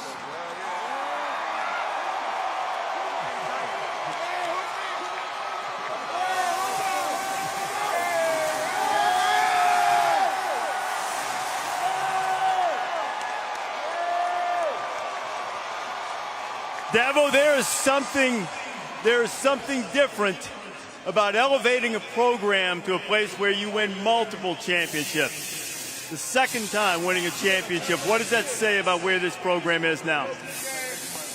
Well, the past 10 years, one of the things I told these guys is everything we've done once, we've done again. That 2016 team won the Natty the first time and knocked the lid off our program. And I told these guys, we're going to win it again. It's just a matter of which team does it. And it just so happens that this group of seniors that just won their 55th game, they did it again. And I'm going to just say this, and I mean this from the bottom of my heart, because it is a privilege for anybody to be able to experience a moment like this. So many coaches and great players never get this opportunity. And for us to get to do it twice, it's just the grace of God. It's a blessing. But at the end of the day, having done it, I appreciate this moment. But it's really more about our journey, our relationships, our grind, what it took to get here. And I'm so happy for our fans, our families, our players, our administration, our former players, a bunch of them here tonight that love the Paul. And we're going to enjoy this one. We got a nice spot to put it in our facility right by that other one. Now, I hope you've got room in that facility. We got twins. But let me say this. To God be the glory. And we're going to enjoy this tonight. But on Friday, we're going to have another team meeting and we're going to get locked in on next year. A new journey. You got some guys that can get you back. One quick question about the way in which you won this one. When did you feel that you had broken their will? Well, I really thought coming in, I mean, Alabama is Alabama. I mean, it's unbelievable, but I felt like we had the better team. I felt like our leadership, our will to win, I could just sense it. And I felt like in the first half, the pick six kind of set the tempo. And then the first big play by Trevor, to me right then, I think we scored 4 out of the first 6 possessions. I knew we had the opportunity, even though we didn't run the ball great, but I knew that we were going to be able to dictate to the coverage that we were going to get from them. And our guys made plays. We came in with the mindset that we were going to play on the balls of our feet and we were going to attack. And we did. The whole night we attacked. And to be able to beat a great champion like this, I mean, it's just unbelievable. You just got to give credit to our staff and to these players for just their will to win. It was unbelievable. Dabo, congratulations. A tremendous performance. Dabo Swinney, head coach of the national champions. We're going to get Trevor Lawrence in here. Trevor, as you might expect, the offensive MVP with a virtuoso performance. Trevor, you're the first true freshman quarterback to start and win a national championship game since 1985. What's the significance of what you've been able to accomplish in such a short period of time? I mean, just my teammates, these coaches. It's not really about me being a freshman. It's just, I'm just so grateful to get to be a part of a team like this in any of my 4 years, much less my freshman year. It's been unbelievable. The leadership of these seniors and these coaches has been amazing. I've never been on a team that's been this focused and this driven. When did you feel that you guys had complete and total control of the game? Probably honestly when Justin made that crazy catch down there, I was like, man, I think we got this. It's not a bad deal to have a guy like that, is it? Trevor, congratulations, man. What a performance.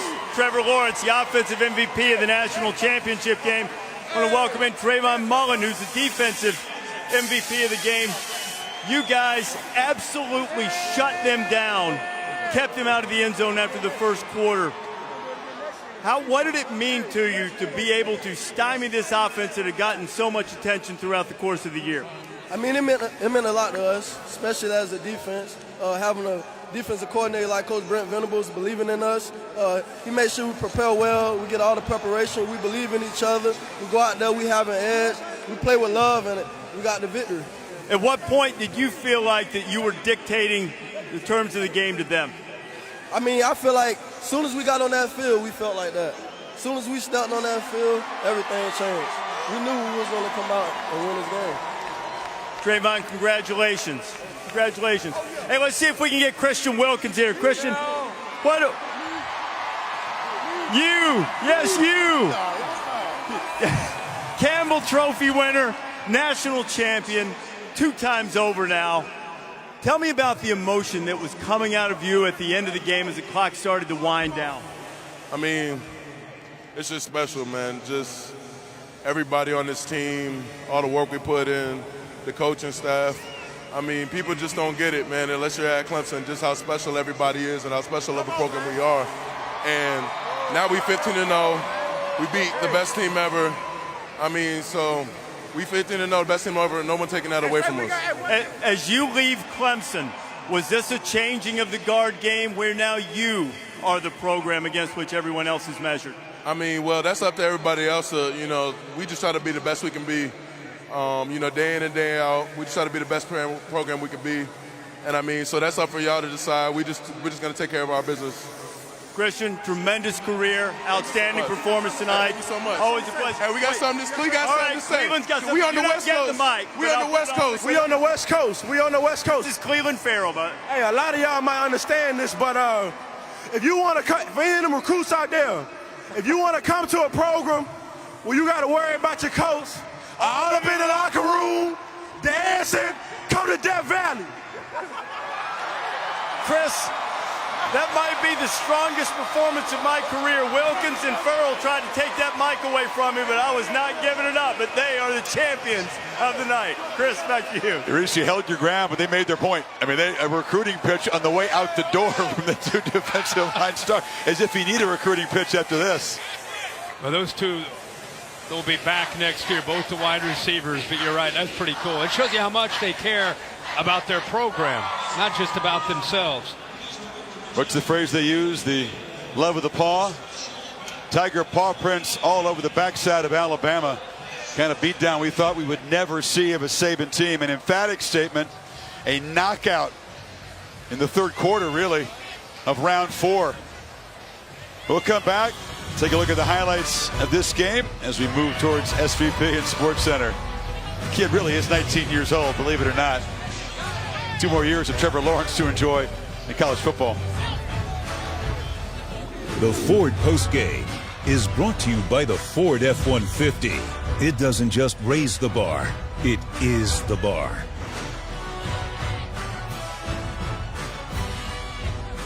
I think it'll fit.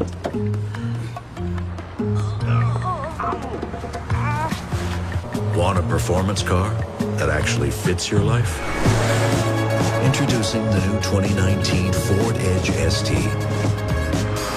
Capability meets power in the first SUV from the Ford Performance team. The new 2019 Ford Edge ST. Wendy's is saying thanks for making the Junior Bacon Cheeseburger America's #1 bacon cheeseburger by giving you more of what you love. Introducing Wendy's Giant Junior Bacon Cheeseburger. Double the beef, double the bacon, and now it comes in a giant meal for $5. With nuggets, fries, and a drink. There's absolutely nothing junior about it, except the price. Get Wendy's $5 Giant Junior Bacon Cheeseburger meal before it's gone. There's the break free. They go to Giannis. Stuffed it home.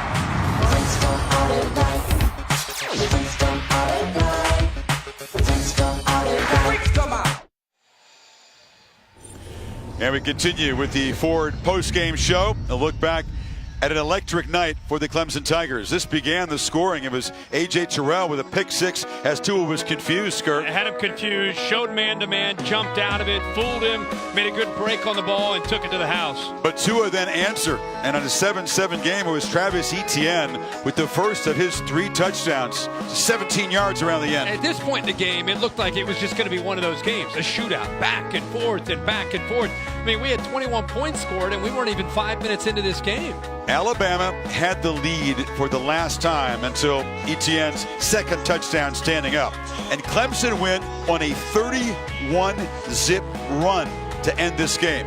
Here's a shovel pass for the hat trick. And everything that they were calling was working. Into the first half was where the momentum really started to flip, and Alabama could not respond with their own offense.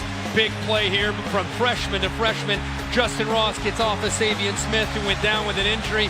Outruns Deontay Thompson, who couldn't make a play in space. And Clemson was pulling away. Dabo Sweeney showing some jets himself. Yeah, they had 6 plays at 20-plus yards. 5 of them were passes by Lawrence. T. Higgins in on the act with a fingertip grab. They poured it on, and Bama had made some long drives trying to chip away. Just kept coming up empty in the second half. Yeah, they just couldn't put it together on offense. Just not used to seeing Nick Saban's teams down like that. You mentioned 31 straight points, down 44-16. Tua confused the whole night, unlike Trevor Lawrence, who was in command. It's a fourth down call, desperation mode, trying to get to the corner, but no way they can get there with that Clemson defense. Farrell makes the play on that one. And you said give coordinator Brent Venables a game ball. He's well paid, but he's got to be the best at his profession right now. Yeah, man, he had an interesting confidence about him, a quiet confidence at our meeting yesterday, despite having to go up against Tua, made the right calls, and at the end of the night, Christian Wilkins, the seasoned veteran,